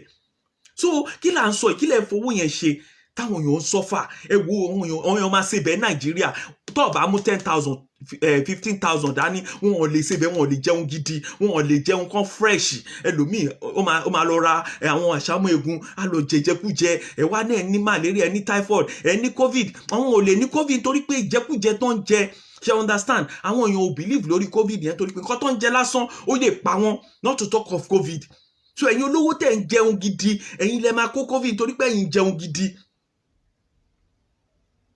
Ṣe understand? Àwọn tálíkà yìí ẹ try fún wọn tálíkà yìí jọ yín ẹ̀ẹ́dẹ̀jọ́ tó lọ gbogbo ẹ̀yin union náà tẹ̀ ń ṣiṣẹ́ union yẹn ẹ péjọba ẹ restrict union sínú garage kẹ ní mẹ́mbà yín kẹkàn máa fight bí garage ṣe máa neat. Nǹkan tí union wà fún yẹn bí garage ṣe máa neat. Tẹ bá ní problem tẹ ṣe máa gba lọ́ọ̀yà àwọn nǹkan tẹ need owó fún nìyẹn wọ́n á máa fún yín ní union dues.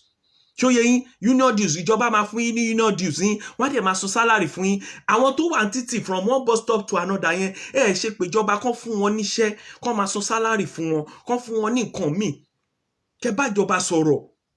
Ẹ̀yin èèyàn ẹ̀ẹ́dẹ̀ jẹ́ ká tó Nàìjíríà dáadáa ẹ jẹ́ ká tó Nàìjíríà tí kò lè ṣe mọ́ pé à ń lọ ẹ jẹ́ ká tó káwa Yorùbá dá wà kí a bá dá wà sí state wa kí gbogbo wa jókòó kí state kọ̀ọ̀kan mọ̀ nǹkan tó ń rí ní state ẹ̀. Ṣé understand? Nǹkan tí mo bá wá nìyẹn nǹkan táwọn Afẹ́nifẹ́re sọ nìyẹn lórí pé àwọn northerners wọ́n block oúnjẹ kí ni solution òun lèmi bá wá lálẹ́ yìí àwọn governor wa ní solution. They can start it tomorrow from tomorrow Monday they can start it they can identify farm allocate some lands to our people. Kò ṣe pé kàn máa allocate you have to make every necessary things níbẹ̀ so that ẹ máa yọ owó yẹn díẹ̀díẹ̀ lára wọn. You give them a house you settle them there. Kò sí ẹni tó fẹ́ suffer ní Nàìjíríà mọ́. Tó bá gbé gbèríko tómi bá wà tíná bá wà tí gbogbo ẹ bá wà you live fine. Àwọn èèyàn ṣáà ló ń gbé gbèríko. Ṣé understand? So nǹkan tí mo rí nìyẹn lálẹ́ yìí tí mo wá and then kejì ni pé Sunday Igboho àti Gani Adams Sunday Igboho àwọn tó fẹ́ mú wọn ṣe lásán ni Ọlọ́run ò ní fún wọn ṣe. Àdúrà náà làwọn máa gbà fún Sunday Igboho. You understand? Kò sí nǹkan tó máa ṣẹlẹ̀. Ọlọ́run ti fi ṣí wa lójú. Ọlọ́run ti lo Sunday Igboho láti ṣí wa lójú. Látọ̀ ẹ̀yin tẹ́ ẹ̀ mọ̀ láti October 1st tọ́nà máa pa wá. Wọ́n máa ṣe oríṣiríṣi tá ti ń gbọ́. Òun ni Sunday Igboho nìkan ló jáde ní Ìbàdàn. Ní gbogbo journey wa Sunday Igboho jáde. Àwọn kan náà jáde káàkiri o. But wọ́n restrict wa. Ibi tó yẹ kán jáde lọ wọ́n jáde. But at least wọ́n sì jáde. Ṣé understand? Àti gba yẹn àwọn èèyàn ti respect máa yẹn. gbogbo àwọn tó wà ní diaspora náà ti wò pé yes, this is the kind of person that they support. That's why you see they are supporting him. That's why Teripo non flex. It's the support of those Yoruba all over the world. Òun ló jẹ́ kí Sunday Igboho flex, because when anything happen, we are there to make sure that we tell the whole world what is happening to Sunday Igboho. Tí eṣinṣin bá rin Sunday Igboho, the whole universe, the whole Yoruba in the whole universe are ready to come out and start talking. Ẹ rí pé talking lásán, Buhari gan etí ẹ̀ máa di níbi tó wà. Àwọn ìjọba yẹn máa mọ̀ pé àwọn ti ṣẹ̀yàn. Wọ́n dẹ̀ ti sọ pé Sunday Igboho tó tí kankan bá ti ṣe Sunday Igboho, wọ́n ti ṣe Yorùbá nation nìyẹn. So àwọn náà mọ̀, àwọn Haúsá bẹ̀rù wa, wọ́n mọ̀ àwa lákan yẹ̀yẹ́ ara wa, àwa là mọ̀ bá ṣe tó, nísìnyí lẹ máa mọ̀ pé àwa náà lágbára. So wọ́n lè rí Sunday Igboho kán máa tọ̀ sára. Tẹ́lẹ̀tẹ́lẹ̀ wọ́n rò na we get am. Ìkọ́ ìṣe ní Mushin lánàá, na you get here. Haúsá ó dẹ̀ ń ṣe ìwà àbàjẹ́ ló ń wo àwọn èèyàn wo lè sọ̀rọ̀, èèyàn kan tó dẹ̀ sọ̀rọ̀. Ṣé rí àwọn èèyàn wa Ọlọ́run má jẹ́ kẹ́ dọ́run kẹ́ tó mú òótọ́.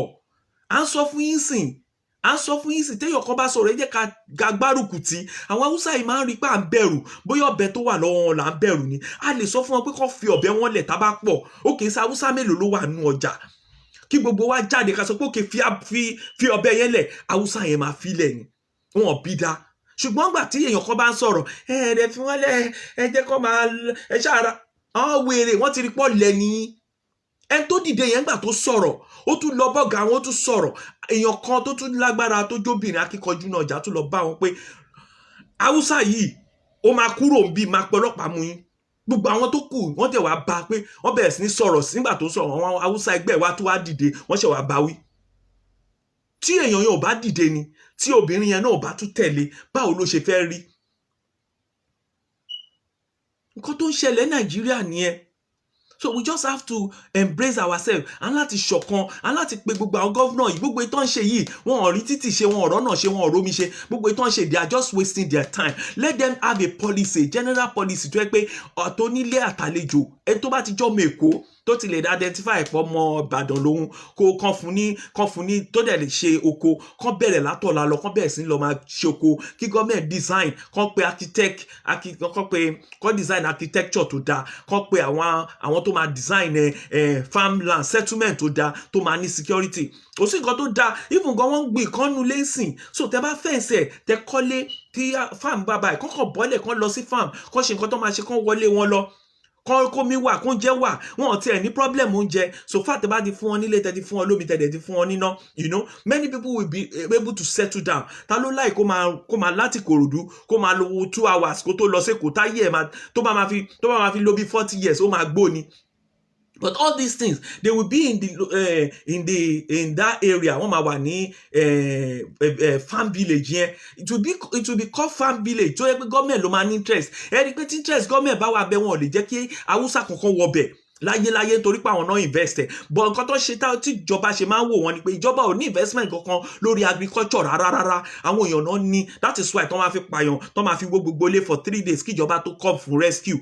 Because tó bá yẹ pé ìjọba ló ní ni, kó sọ pé secretariat aláwùsá ń sìn, wọ́n wọbẹ̀, àwọn Haúsá wọbẹ̀, wọ́n bẹ̀rẹ̀ sí ní pààyàn bẹ̀. Ẹ rí pé wọ́n bẹ̀rẹ̀ sí ní jó bẹ̀. Ẹ rí pé kán tó jó one building, àwọn gòdògòdò àti wọbẹ̀. Ẹ jẹ́ kán lọ sí oko, kán lọ pààyàn. Ẹ rí pé wọ́n á ti pààyàn, wọ́n á ti pa gbogbo nǹkan for 3 days after lẹ́sẹ̀ máa rí wọn tó máa dé. Irú ìlú wo la wà yẹn? Ẹ jọ̀ọ́ bá mi share program, ẹ bá mi share. Tó bá dọ̀la máa wà lórí concern ọmọ Yorùbá. Ó já sọ pé òun ló sọ̀rọ̀. Bẹ́ẹ̀ mi ṣe máa ń sọ̀rọ̀ ní tí n bá jáde, mo dúpẹ́ lọ́wọ́ ẹ jọ̀ọ́, ẹ bá mi dúpẹ́ lọ́wọ́ ẹni tó jẹ́ kí n wá sọ̀rọ̀. Ẹ jọ̀ọ́ ẹ bá mi share. Ẹni tó jẹ́ kí n wá sọ̀rọ̀, ẹ bá mi dúpẹ́ lọ́wọ́ ẹ̀. Ẹ bá mi dúpẹ́ lọ́wọ́ ẹni tó jẹ́ kí n wá sọ̀rọ̀. Ẹ bá mi dúpẹ́ lọ́wọ́ ẹni tó jẹ́ kí n wá sọ̀rọ̀. Òun rèé. Ẹ jọ̀ọ́ àwọn ẹni tó bá ti support ẹni yìí, ó ti support ó já sọ pé ẹ jọ̀ọ́ ẹ bá mi patronize ẹbí tẹ́ bá wà ní gbogbo àgbáyé. Ẹ wo aṣọ tí mo wọ̀ látòrí aṣọ gbogbo àwọn ilé cherry yàtọ̀ sí ti Love of Christ Generation Church. Mo dúpẹ́ láwọn náà. Àdúrà Esther Ajayi àti Ọlọ́run Esther Ajayi ó ń ṣiṣẹ́ gidi gan, ó ń ṣiṣẹ́ kò dúró rárá. Naomi Glow, anti-organic treatment and cosmetics is my secret. Sure? Yes. Are you looking for a nice place to nurture your skin? Healthy touch for a Cosmetics is the solution. Our bespoke specialties are face and body, soft and radiant glow, facial treatments for men and women, spot pimples and blackhead treatments, dry skin treatments, whole body scrubs, and maintain instant whole body soft beauty and Naomi Glow, Eddie Beauty and Cosmetics. Eddie Touch, nurturing your skin. Oh na na na. Naomi Glow, Eddie Beauty and Cosmetics. Oh na na na. Naomi Glow, nurturing. Oh, that's a mona. See as your face they shine like cockroach. We never get belle. Must see your body as they glow. Remember, say, chop alone, fit die alone.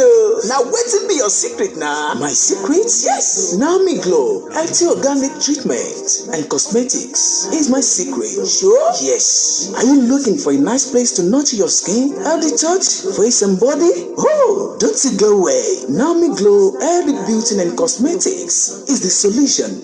Our bespoke specialties are face and body, soft and radiant glow, facial treatments for men and women, spot pimples and blackhead treatments, dry skin treatments, whole body scrubs, damage bleaching skin renewal and maintain instant whole body soft glow, special organic soap for you, stretch mark treatments, sunburns eradication, skin maintenance and renewal, instant skin brightening, stubborn dark knuckles and feet treatments, body lotions, shower gels, Naomi Glow nurturing glow oil, multi-purpose tuners, lighten and clear blackheads, spots, smooth and skin blemish taking care, scrubs to exfoliate and reveal your radiant, spotless and soft skin, organic black soap, 2-in-1, Max and Watt to generate and reveal smooth glow skin for all your skin types, day and night face creams, and can be bespoke to your skin conditions and needs. We have for men spots and bumps aftershave. For services, you can book an appointment to visit them from the same contact. Our services are facial body treatment, makeup, lash and brow treatments, eyelash extensions, nail treatments, hot wax treatments, waxing, men's healthy body enhances, body massage. Naomi Glow don't support bleaching. At Naomi Glow, we support to maintain your God-given skin to look glow, radiant, smooth and attractive. We don't preach bleaching. We maintain, repair, regenerate and renew any skin problems and blemished. Naomi Glow Healthy Organic Treatment and Cosmetics is the solution. We treat clients and customers as individuals, each person according to their skin conditions and needs. Our opening hours Monday to Friday 10 a.m. to 10 p.m. Saturday 10 a.m. to 10 p.m. On Sunday, you can contact us on telephone or SMS. For more information, 0772 02 77124. Our WhatsApp number is +440 756 628 6680 0772 02 77124. Our WhatsApp number is +440 756 628 6680. On Instagram at Naomi Glow _cosmetics. On Facebook, Naomi Glow Beautician. You can also email us at naomiglow124@gmail.com. Oga Tamuno, thanks for that day. You know, see as my face don't jolly like your own now. Oga, na you. Oh no, it's not me. It's Naomi Glow Healthy Beauty Traits and Cosmetics. Lioness, your consultant. Healthy Touch, nurturing your skin. To order for cosmetics products and services, contact them on Facebook, email, phone number, Instagram already mentioned, and Naomi Glow will get back to you. Owned and funded by Ye Ajishewawa, Ashiwaju Naomi Kemisola Atoyegbe, Ne Adams. Naomi Glow, Beauty World. Naomi Glow Kẹ́misọ́lá Atóyègbé, aya Atóyègbé, obìnrin tó fi ń ṣàdúrà fún obìnrin ni. Ó máa polish yín, ọkùnrin ni obìnrin ni, kò sẹ́ni tó pọ̀. Ẹ̀yin tọkọ yín ò fine, tọkọ yín rí bákan, tí skin ọkọ yín rí bákan, tẹ́fẹ́ kọ́kọ́ yín máa glow. Ẹ pé Kẹ́mi, ẹ pé Naomi Glow, ó máa polish yín. Ẹ pé Amẹ́ríkà lẹ wà ní London ní Ethiopia, gbogbo bí tẹ́ bá wà, even Afghanistan, kò síbi tí Naomi ò ṣe iṣẹ́ cream lọ. Ṣẹ́rí lè tiwantiwa ni. Àwọn nǹkan tó ti ń ṣe láti Nàìjíríà ni wọ́n ń pò Nàìjíríà, wọ́n ń pò London, gbogbo nǹkan tó dẹ̀ ń pò confam ni. Èmi ò lè sọ fún yín. Òun ẹ jọ̀ọ́ ẹ bá mi patronize ẹ̀ nítorí pé ó náwó fún mi, ó náwó fún program wa. Òun ló jẹ́ kí ọkàn mi balẹ̀ nítorí pé ọ̀rọ̀ Nàìjíríà sú mi. Ṣùgbọ́n Kẹ́mi Jádesọ́lá sọ pé aya Tóyègbé ó sọ pé no, ó ní òun fẹ́ kí n máa ṣiṣẹ́ yìí lọ. Ṣé mi ní confidence? Nǹkan tí mo yẹ ní confidence, ẹ̀yin ẹ wò náà. Báwo lẹ ṣe máa rí mi? Báwo lẹ̀yin ṣe rí Ojasọpẹ sí? Ẹ wo gbogbo nǹkan tó tẹ̀, confam ẹ tún wo gbogbo skin ẹ̀.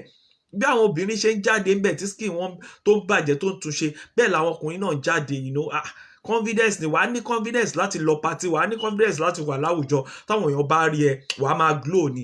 So Naomi, ẹ bá mi patronize ẹ, she's good, confirm by Ojasọpẹ, ẹ bá wa patronize ẹ. Now ẹ̀yin Yorùbá, ọ̀rọ̀ mi ò ju báyìí lọ, mi ní pẹ́ kúrò lórí kíní báyìí sìn. Mo fẹ́ kẹ́ bá mi share ẹ jẹ́ kó kan àwọn gọ́vnà lára.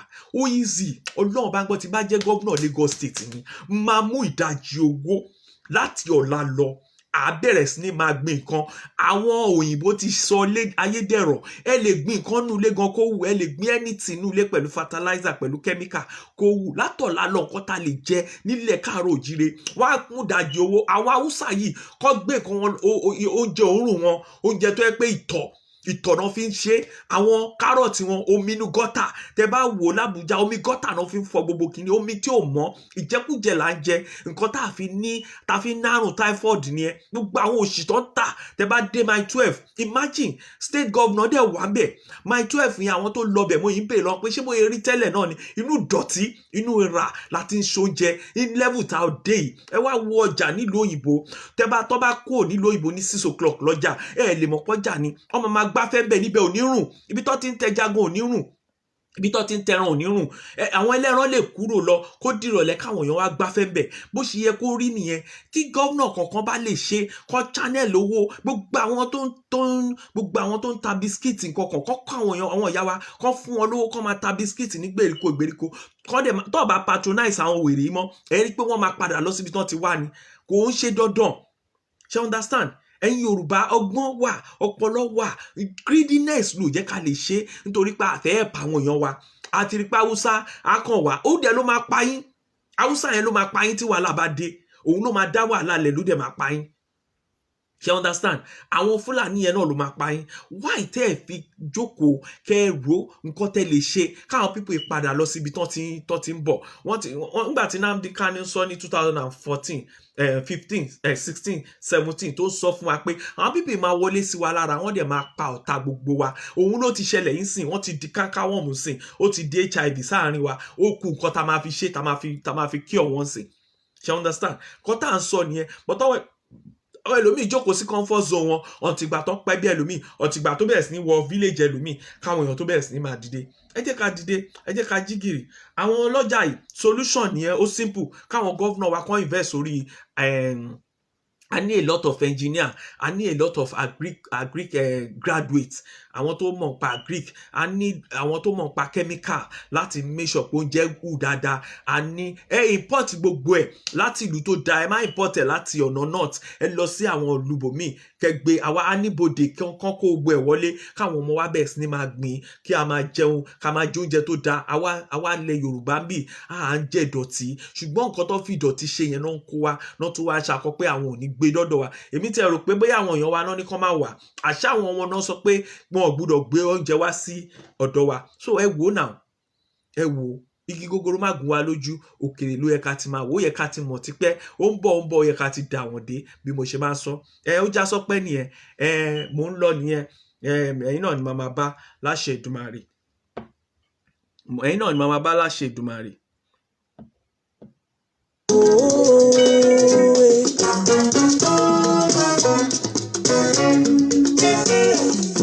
Ọlọ́pẹ́ ni mí ṣe fẹ́ mọ̀ di ọpẹ́ mi, ìdí tí mo fi ń dúpẹ́. Mo ní ṣe fẹ́ mọ̀ di ọpẹ́ mi, ìdí tí mo fi ń dúpẹ́. Ó dá mi sí tilétilé mi, kò jẹ́ febi pa mí. Nígbàkigbà káyékáyé wọ́n máa gbé ọ̀gá. Nígbàkigbà káyékáyé máa jọba lọ láyé mi. Ó ṣé o Jésù mi o, ó ṣé o. Títí lọ́pẹ́ mi ò lọ́dọ̀ rẹ o. Títí láé, ó láéláé. Títí títí lọ́pẹ́ mi ò lọ́dọ̀ rẹ o bàbá.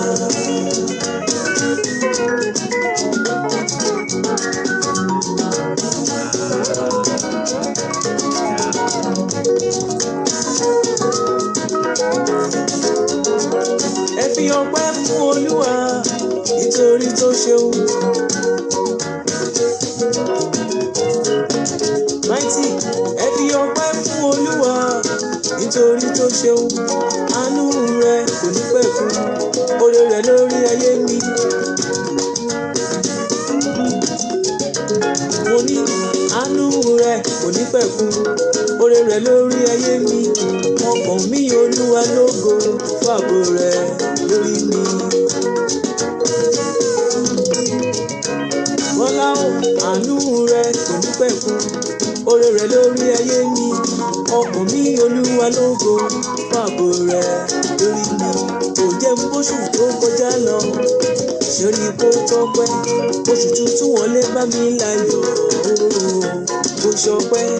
Oṣù tuntun wọlé bá mi láyọ̀ mo yege. Mo ṣe sọ pé títí lọ́pẹ́ mi ò lọ́dọ̀ rẹ o. Títí láì dádì láíláí. Títí lọ́pẹ́ mi ò lọ́dọ̀ rẹ o bàbá.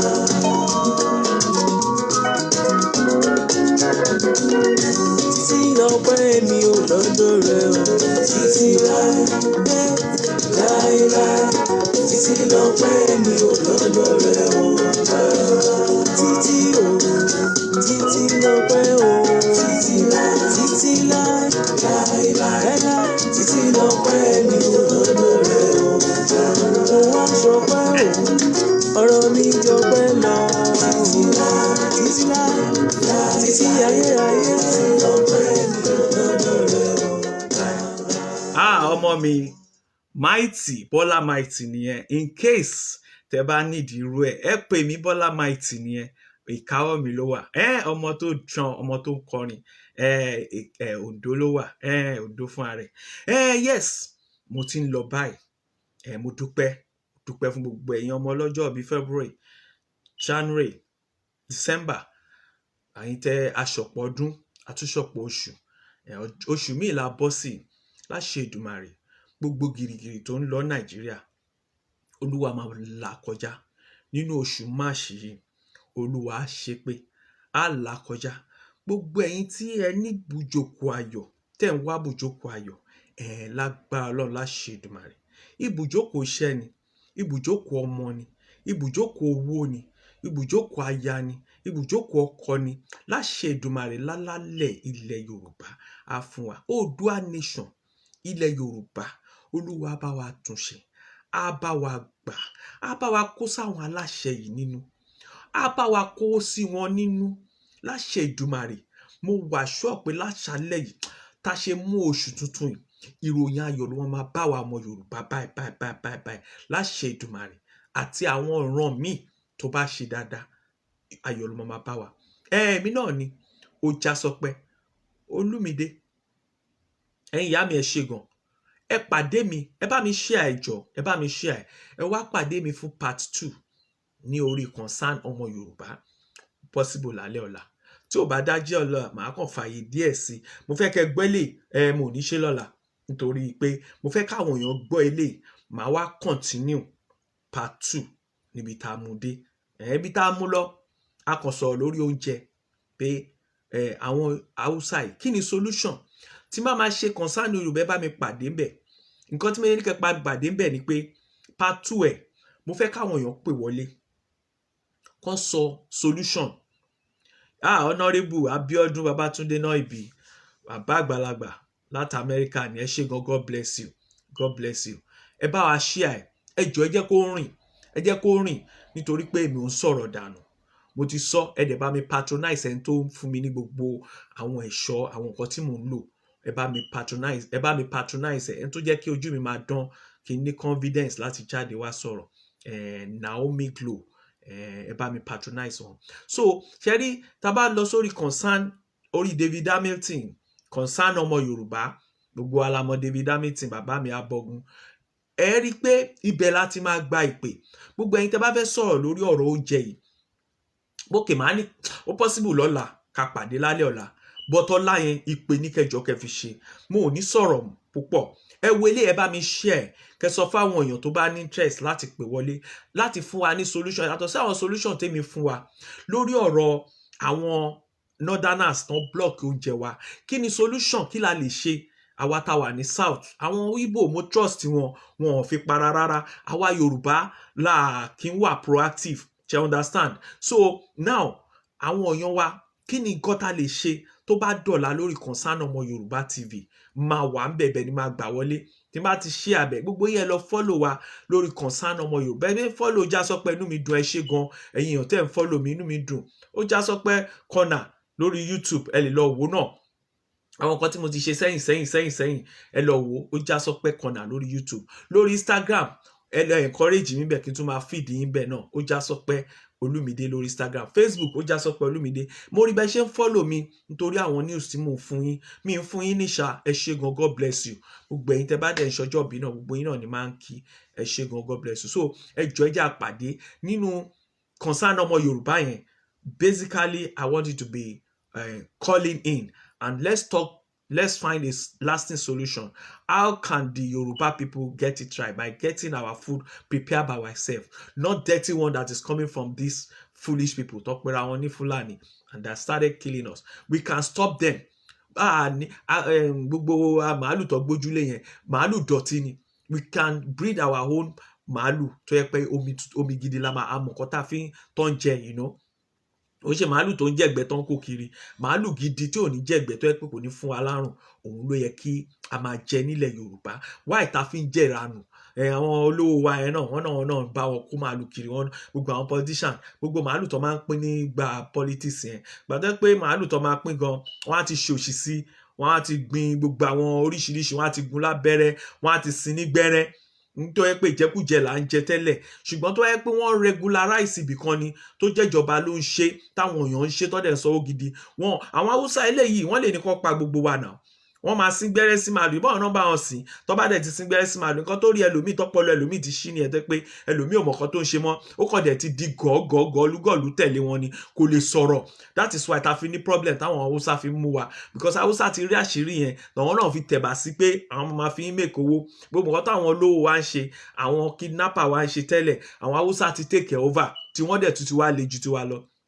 Now tó bá yẹ pé ìjọba ní a certain place fáwọn èèyàn wa táwa ń gbìn nǹkan, tá dẹ̀ ń ta màálù, tá ń ta àwọn nǹkan wa, ẹ rí i pé àwa Yorùbá jáfínjú, like ìdọ̀tí, make sure pé àwọn nǹkan tá ń lò, àwọn nǹkan tó clean ni, tí regulation wà fún health and safety, ṣe understand? Hygiene wa ó wà òkè ju àwọn people yìí lọ. Gbogbo nǹkan tá ń jẹ ló yẹ ká sick. Yìí tí àwọn olóṣèlú náà tún lọ ń sin sínú àwọn màálù, ẹran, gbogbo nǹkan tó ń pín yẹn, wọ́n ti sin gbẹ́rẹ́. Tẹ́yìn bá kàn ti ń jẹ gbogbo brain yín, ẹ kàn máa kọjú sí party kan ni, ọ̀kẹ́ máa lọ bá wọn lé wọn, kẹ́ lọ máa gbowó. Tó bá ti kú bá ẹ̀yin lẹ máa wà níwájú, lẹ máa ké, àwọn ọmọ wọn á dẹ̀ máa gbádùn, wọ́n kàn lè dé kán lọ, ẹ̀yin á kàn máa ẹ daṣọ bora torí pé ó ti fún yín ní no, normally politician ò ní láti fún yín lówó, owó ìjọba ló yẹ kán máa fún yín. Ẹ ní láti lọ máa bẹ̀yàn kan pé ó ti kú olóore òṣìwò, oore wo ló ṣe fún yín?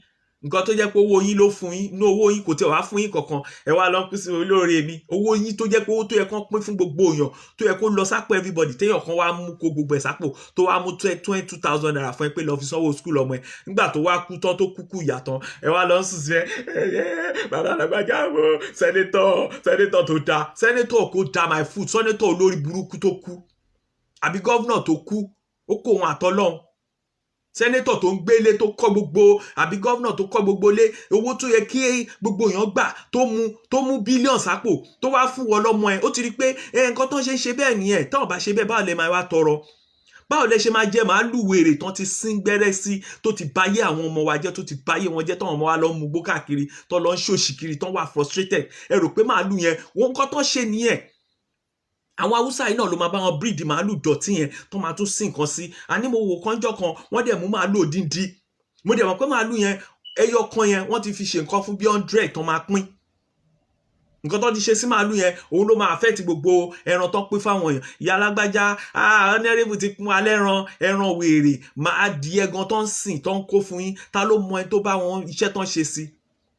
kò yẹ kó rí bẹ́ẹ̀. ẹ ní láti lọ gbẹdìẹ ẹran lọ́wọ́ politician, lọ́wọ́ èèyàn. ó yẹ kẹ́ lọ rà á lọ́jà ni. tó bá fi ibìkan tíjọba bá create ibìkan tẹ́tí máa gbowó owó ìjọba ni, kò ń ṣe owó tíyàn kan máa ti rẹ tó máa fún yín.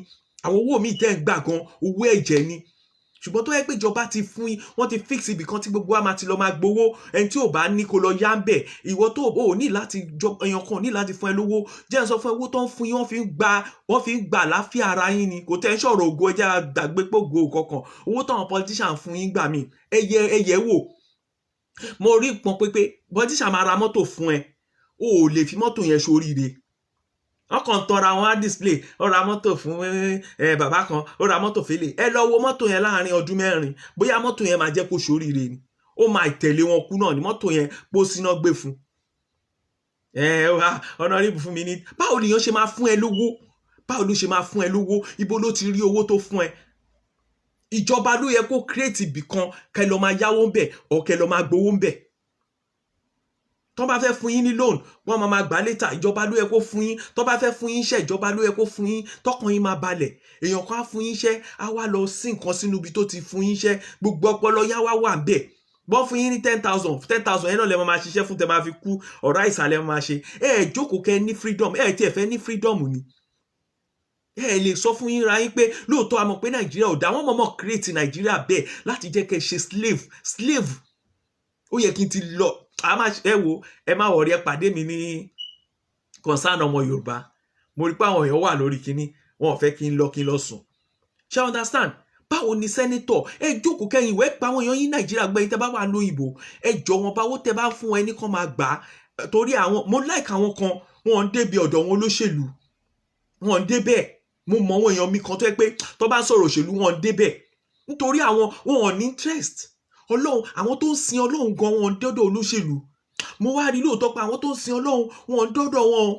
àwọn kàfẹ́rì, àwọn tó jẹ́ pé èèyàn náà ń sìn, àwọn tó ń sin èṣù, àwọn náà lọ ń sin àwọn olóṣèlú. nítorí pé mi náà máa ń wò lóòótọ́ àwọn èèyàn mi kan wà tó yẹ pé kò sí bóyá lè convince wọn pé ẹ lọ máa ṣòṣèlú yìí, wá ní láíláí wọn ò ní débẹ̀. gbọ́ pé owó gan wọn ò ní débẹ̀, ayé wọn dẹ̀ ń da. ṣé wàá rí àwọn tó ń tẹ̀lé olóṣèlú aṣọ wọn kan pọ́n ni, wọ́n kàn ń ṣe ọ̀rá ìsà. my honourable wọ́n ti dé, my honourable sọ́ba ti fìyàn jẹ ṣáàmà, my honourable ṣáàmà àwa kọ́lé, akọ́ bakery, akọ́ gbogbo ẹ̀, òun nìkan àtàwọn ọmọ ẹ̀. ẹ̀yin á lọ máa ṣe gọ́ìbọ̀ lójú bẹ̀. my honourable gbogbo wà nínú ilé látara tó ń ṣe meeting títí di 10 o'clock lálẹ́, ibẹ̀ ló máa jókòó sí nítorí èlò ló fẹ́ fún ẹ. wọ́n ti bayé jẹ́. kò rí bẹ́ẹ̀ nílùú bòmíì. kò sí nǹkan tó ń jẹ́ my honourable ní irú ìlú táwa wà, kò sí nǹkan tó ń jẹ́ bẹ́ẹ̀. kí ló ń jẹ́ my honourable? kí honourable kí mọ̀ nǹkan tó ń pè honourable ni. àwọn tó ní ọ̀nà ó lè ń jẹ́ honourable. gbogbo yín orí yín ti dàrú. kánsẹ́lọ̀ yín ò ń ṣe honourable tó ló ń jalè. gbogbo owó tó ń kó wá, gbogbo nǹkan tó yẹ kó fi ṣe. àwọn tó bí bèjì tó bí bẹta, tó bí ọmọ tó yẹ kí wọ́n lọ sí ibi tí owó wà kó lọ sọ pé àwọn bí bẹta o, nítorí pé ìjọba ti mọ̀ pé wọn ò lè train bẹta. ìyá máa ja àwọn ọmọ yẹn ni. wọ́n ti fààyè owó yẹn lẹ̀ sí local government kankan. nǹkan tá a ṣe ní kí Oòduà wà nìyẹn. tó Oòduà bá wà á create local government wa. local government á pọ̀, gbogbo yẹn á máa lọ local government, wọ́n á lọ máa rí wọn. àṣírí local government chairman á tú. nígbà tó bá kó wá, tó bá pe FAC, federal allocation, FAC náà pé federal allocation kíní wọn, federal allocation ẹ̀ tó bá ti kó wá báyìí, chairman aláùsá ti yọ tiẹ̀, ìyẹn bóyá Ogun State náà ni, Kútọ̀, bóyá Ìbàdàn náà ni, mo ti gbàgbé orúkọ tó ń pè, wọ́n máa ti yọ tiwọn. tó bá kó yòókù wá, chairman, treasurer, chairman, council treasurer, gbogbo wọn á pín owó. àwọn bàbá kan náà tó wá wà ládùúgbò tó ń pè ní leader, àwọn yìí náà wọ́n á kó fún wọn. kò wá ní sí nǹkan kan mọ́. kò ní sí nǹkan kan mọ́. wọn ò ní lè ṣe títì, wọn ò ní ràn yàn lọ́wọ́. kò sẹ́ni tó níṣòro ní local government tó lè wọ council kan ràn lọ́wọ́. ọ̀dọ̀ Amzat náà máa lọ, àbí kán lọ sọ́dọ̀ àwọn NGO lẹ́kọ̀ọ́ kán lọ tọrọ owó. ibi tẹ́lómi ti ń tọrọ owó náà ti fìlọ̀kù lọ́nlọ́ ní ayé àwọn èèyàn ti ń bàjẹ́. ibi tẹ́lómi ti tọrọ owó náà ti sọ pé ṣo lè ṣiṣẹ́ báyìí, iṣẹ́ tí ò yẹ kó ṣe ó lọ ṣe. tó bá yẹ pé ìjọba ló lọ bá ni, ìjọba ò ní rán ẹ pé kó lọ ṣe nǹkan tí ò dáa. that is why ó dangerous. gbogbo nǹkan tá à ń ṣe yìí ó yẹ ká change system yẹn ni. ẹ ní right láti lọ máa lọ sọ́dọ̀ Mr. Alágbájá tí ebi bá ń pa ẹlòmíì, instead kó lọ sọ́dọ̀ wọn NGO, kó lọ sí food bank. Ó ti mọ̀ pé tó bá lọ sí food bank yẹn gọ́ọ̀mẹ̀ntì mọ̀ ń pa ẹ̀, àwọn private tó ń ṣe wọ́n jọ ń ṣe ni, ọkàn á balẹ̀ láti jẹun yẹn. Nígbà tó bá lọ sọ́dọ̀ wọn ẹlòmíì, bóyá oúnjẹ tó ti ṣẹbọ sí náà fún ẹ, ayé àkàn tó wá bàjẹ́ sí ni. Ìjọba ló ní right. Gbogbo ẹ̀yin tẹ́ máa sọ pé ìjọba kò sí nǹkan kan tí ìjọba fẹ́ ṣe, ìkà níyín. Nǹkan tó ń pè ní ìjọba, àwọn olórí, àwọn olówó, gbogbo owó tó ń gbà ní international, owó tó ń gbà ní local, owó tó ń gbà lọ́wọ́ elélùwọ́, owó tó ń gbà lọ́wọ́ onírú, owó tó ń gbà lọ́wọ́ àwọn oníyọ̀, gbogbo ìjọba ló wà lọ́wọ́ ẹ̀. Owó yẹn wọn ò ní kó sápò. Lẹ́yìn tó bá ti gba sálárì tiwọn, owó yẹn ṣe ló yẹ kán dá padà sá ọ̀dọ̀ wọn yàn. Ṣùgbọ́n ìkà níyín, ìkàlẹ̀ yín tẹ̀ ń support wípé ìjọba kọ́ ló yẹ kó ṣe. Tá bá ń sọ wá ní mélòó ní ìjọba máa ṣe. Ṣé Hamzat, ẹ wo for example, mo kàn ń lo Hamzat nítorí pé at least gbogbo yín mọ̀ yẹn. Ṣé ó yẹ yín ká tẹ̀ sọ pé gbogbo yín mọ̀ yẹn, òun nìkan kọ́ ló ń ṣe, but àwọn ẹlòmíì náà wà bẹ́ẹ̀ tó ń ṣe oríṣiríṣi. Ìjọ wo ló fẹ́ ṣe dà? Ẹ rí i pé màmá yẹn gbọ́n, ẹ̀rọgbọ́n tó wá dá, ó wá bẹ̀rẹ̀ sí lọ invest owó in case tí nǹkan bá yíwọ́. Ẹ wo bó ṣe gbọ́n tó, ó wá invest sí farming, ó invest sí housing. Ẹ wo bó ṣe gbọ́n tó, ìjọba ò gbọ́n gbúrò ọgbọ́n yẹn, ó wá invest fáwọn èèyàn pé in case tí àwọn tó bá rí àwọn tí ó tiẹ̀ mówó ìwá. Ọgbọ́n tí Hamzat dá nìyẹn, nítorí pé orí ẹ̀ pé ẹ rí pé tírú yẹn bá jẹ́ governor, in fact governor Ọ̀yọ́ state yẹn, Hamzat yẹn náà bá kàn change ẹ̀ kàn fi rọ́pò. Ṣé rí gómìnà Ọ̀yọ́ state, wọn ò ní ìdí gbogbo nǹkan tó ń ṣe lọ́wọ́lọ́wọ́ tá wà yín sìn. Nǹkan tí Hamzat yẹn ń ṣe ló yẹ kán ṣe. Ṣé tán bá ń ṣe yẹn, tí ìjọba bá invest sínú àwọn èèyàn, ẹ rí i pé kò ní jẹ́ kí àwọn màálù wọnú ibi tó ń invest owó sí. Hamzat ò lè jẹ́ kí màálù wọnú oko àfáàmù tó ń ṣe láéláé. Tó bá gbọ́ pé tí owó táwọn Hamzat invest yẹn, Oríyọmí Hamzat ni mo sọ, tó bá gbọ́ pé èèyàn wọbẹ̀, ẹ rí bó ṣe máa act. Tí gómìnà bá gbọ́ pé èèyàn wọ farm, kò ní débẹ̀, kò rí ṣètò kan. So àwọn nǹkan tá à ń sọ nìyẹn. Tẹ́ bá rò pé bóyá àwa kan ń sọ̀rọ̀, à ń sọ dàrá tí ń sọ tipẹ́tipẹ́, ó ti sú wa, àtúnwé asán ni. Ṣùgbọ́n tó bá jẹ́ pẹ́lọpẹ́ ìyá wa Naomi Glo tó ní ká máa sọ̀rọ̀ lọ, kò sí, mi lè máa waste time ara mi. Gbogbo mi ń sọ máa ń ní mi lára, but òun ló fún mi confidence. Ẹ rí pé ó ti pẹ́ tí mo ti sọ̀rọ̀ pẹ́ báyìí. Jíjẹ mímu ìrọ̀rùn ló bá dé, wíwọ̀ ìrọ̀rùn ló bá dé, ìta fi máa para ìrọ̀rùn ló bá dé, gbogbo nǹkan ni ó bá ní ó já sọ pé máa bọ̀ wá gba ilé, gbogbo fún collection tí mi sanwó fún, gbogbo ẹ̀ lọ́fẹ̀ẹ́. Perfume ni, tẹ bá wà pẹ̀lú mi gan studio, ṣe ni ara mi ń jà. In fact perfume tó ti fún mi, mo kàn pa gbogbo ẹ̀ pọ̀ ni, mò ń jà báyìí ni, ara mi ń jà ni tó bá wá sí studio. So ẹ wò náà, ẹ̀yin tẹ bá dẹ̀ fẹ́ ṣe mí láàánú náà, mo mind o, tẹ bá fẹ́ dá sí bíi Kẹ́mi Jádesọ́lá, ọmọ ìyàwó Atóyègbé tó ń ṣe, tó jẹ́ Naomi Glo. Tẹ́yin náà bá fẹ́ ràn mí lọ́wọ́, tẹ́ bá fẹ́ ṣe nǹkan kan sí mi pé kẹ́ ràn mí lọ́wọ́, mi mind o, mi sá fúnra lọ, mi tọrọ owó o, ṣùgbọ́n mo need owó. Ṣé understand? Mo need ìrànlọ́wọ́, mo need anything tẹ́ bá fẹ́ ṣe fún mi, you can do it for me. And tẹ́ bá dẹ̀ ṣe fún mi, ẹ ṣe fún Ọlọ́run, ẹ dẹ̀ ṣe fún àwọn tó ń wò mí, because the more tẹ́ bá fi ń ṣe fún mi ni màmá fún yín ní information. Ẹ lè gbọ́ kí n lọ síbi family oní family, torí èmi náà ní tèmi lára, mi kì í lọ bẹ̀ yẹn, kò sí ètò kàn mí. Anybody ló ní tiẹ̀ lára. Mi ń lọ sọ́dọ̀ àwọn pastor ó ní bó ṣe débi tó dé, àwọn tó dẹ̀ ń tẹ̀lé. Ìjọba nìkan ló lágbára. Ẹ lè dé ibi family èèyàn kan kó ní èèyàn kan lára. Nǹkan tó bá ń wọn ọkùnrin ló máa lọ jẹ, nǹkan tó bá ń wọn obìnrin ló máa jẹ lára obìnrin. Wọ́n jọ wora wọn, wọ́n jọ kó síra wọn ni. Wọn ò fi àmì, kò ń ṣe àmì sí pé àmì lọ fẹ́ gẹ̀yẹn pé mo fẹ́ by force. Ìyẹn èèyàn lè dá sí yẹn. Àbí church pé pastor ní ó yá tẹ́ bá mówó lẹ̀ gbàgbàgbà, àbí tẹ́ bá mówó lẹ̀ máa fi ọlọ́pàá mú yín. Ṣùgbọ́n ìjọba owó wa wà lọ́wọ́ wọn. Tí gbogbo wa bá channel, gbogbo àwa tá à ń ṣe kíní lórí media, tá bá channel kíní wa sórí, even sórí Lagos state, Ọ̀yọ́ state government lásán, gbogbo àwọn àṣírí wọn tá bẹ̀rẹ̀ sí ní tú jáde, ẹ rí pé Ọlọ́run láàrin oṣù kan gbogbo wọn máa sáré kàbàkàbà ni. Ṣùgbọ́n kàkà ká lọ síbi tí owó wa wà, ibi tó owó wa ò sí la máa lọ.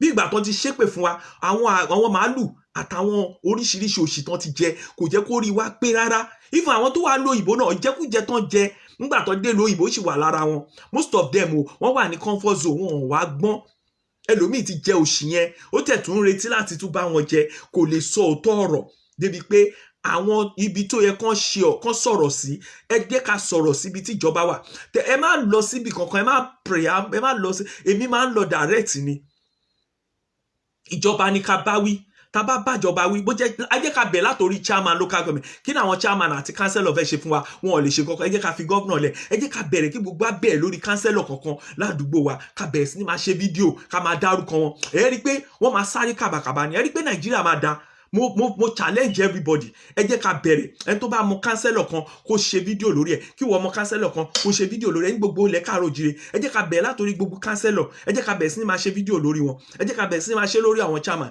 ẹ rí i pé gbàgbọ́n fún yín nàìjíríà change ṣùgbọ́n kàkà kẹ́ lọ síbẹ̀ yẹn pásítọ̀ adébóyè lẹ́wọ̀n abákiri pásítọ̀ adébóyè tó ti jìyàjìyà tó ti gbàpótí tó ti gbé gbogbo ẹ̀ tó ti rìn káàkiri tó ti lu aago kiri káyé ẹ̀ tó dàbí oyèdèpò tóun náà ti lu kíní kiri oyèdèpò tí ò fọlọ́pàá mọ́ anybody ẹ wò ó sìn àwọn tinubu àwọn gọ́vnà sanwó-olú àwọn gọ́vnà ilẹ̀ ibo ẹ wò tí wàhálà bá ṣẹlẹ̀ àwọn náà máa mọ́lọ́pàá náà máa de àwọn èèyàn mọ́lẹ̀ tẹ́nibọ̀dì lè sọ̀rọ̀ kò sí pásítọ̀ tó lè ṣerú ẹ̀ kò dẹ̀ sí family man kan tó lè ṣerú ẹ̀ instead tẹ́ fi lọ́n tẹnubọ̀ nǹkan tó ń ṣẹlẹ̀ ní family oní family ẹ jẹ́ ká lò ibi tó wo wá wà táyé wa máa ti dẹ́jẹ́ àlọ́bẹ̀ ẹ fi àwọn church lẹ̀ ẹ fi individual life lẹ̀ gbogbo wa la ní tiwa kò sẹ́ni tí ò ní tiẹ̀ let's concentrate on those who are stealing us who are destroying our future destiny ẹ jẹ́ ká concentrate on chairman local government councillor treasurer local government gbogbo àwọn political appointee supervisor gbogbo wọn pápátá hòtẹ́ẹ̀lì náà lọ fowó wa kọ́ àtàṣẹ́wó ẹ jẹ́ ká lọ ká gbogbo àwọn information wọn ká bombard gbogbo Facebook ẹ jẹ́ ká everybody fòfà tí a gbogbo ẹ rí i pé láàárín ìṣẹ́jú mélòó kan ẹ rí i pé nàìjíríà dá ṣùgbọ́n kàkà bẹ́ẹ̀ tóyọ̀sí kan ó lọ fẹ́ kinní kan bàbá kinní kan lọ dó ìyá kinní kan ìyẹn náà máa gbé jáde náà máa tẹpá mọ́ FFM kan pásítọ̀ kan gbogbo yẹn à nídìí ẹ̀ àwọn yẹn tá a bá sọ́dọ̀ la a lè rí nǹkan kan bẹ̀ nàìjíríà ò lè change ibi tí nàìjíríà ti lè change ẹ jẹ́ kí gbogbo wa lọ bẹ̀ bó tẹ̀ jóṣù kan kakàn tiẹ̀ gbogbo ọdídé ní gbogbo ibi tó oníkálukú ń ṣe iṣẹ́ sí ká lọ sórí àwọn tí mo sọ yìí ẹ rí i pé gbogbo tá à ń sọ fún wọn ẹ rí i pé gbogbo nǹkan àgbẹ̀ tá à ń sọ yìí wọ́n máa kówó yẹn jáde ni because àṣírí wọn máa tú àṣírí wọn wà ń ta because torí pé àsọ̀rọ̀ lórí wọn náà wọn yóò ṣe gbé àṣírí wọn wá fún wa gbogbo nǹkan tó ń ná gbogbo ìṣekúṣe tó ń ṣe àwọn kan wà tára ni tó ń ṣiṣẹ́ pẹ̀lú tó lè fún yín ní information yẹn tó bá rí pé ẹ̀ ń ṣiṣẹ́ lórí ẹ̀ bó torí pé ẹ̀ ṣiṣẹ́ lórí wọn everybody kan wò yín ni gbogbo ìta ń ṣiṣẹ́ lórí pastor kan àárí evidence kankan wọn kàn sọ àwa àtàmọ̀ ni ẹni tó ti sin pastor fọdún mẹ́wàá tó rò pé yẹ kán ti ra plane fóun tó ń rà tó kúrò ńbẹ̀ tóun náà àwọn náà ń ti but tó bá jẹ́ òṣìṣẹ́ ìjọba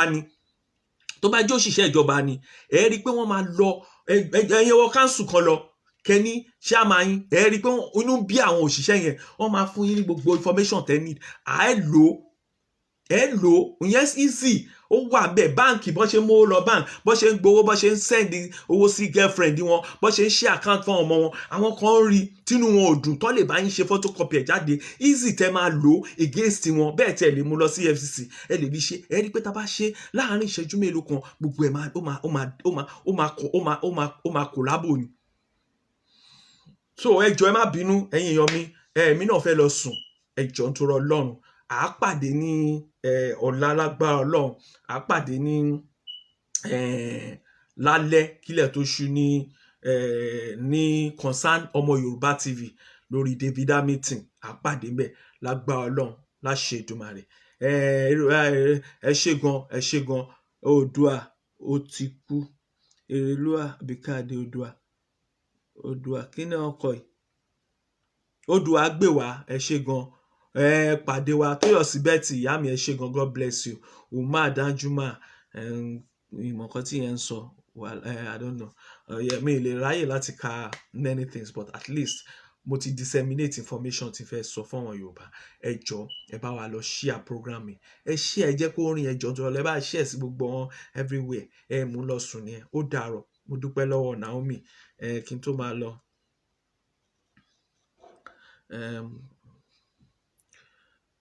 mo dúpẹ́ lọ́wọ́ Naomi.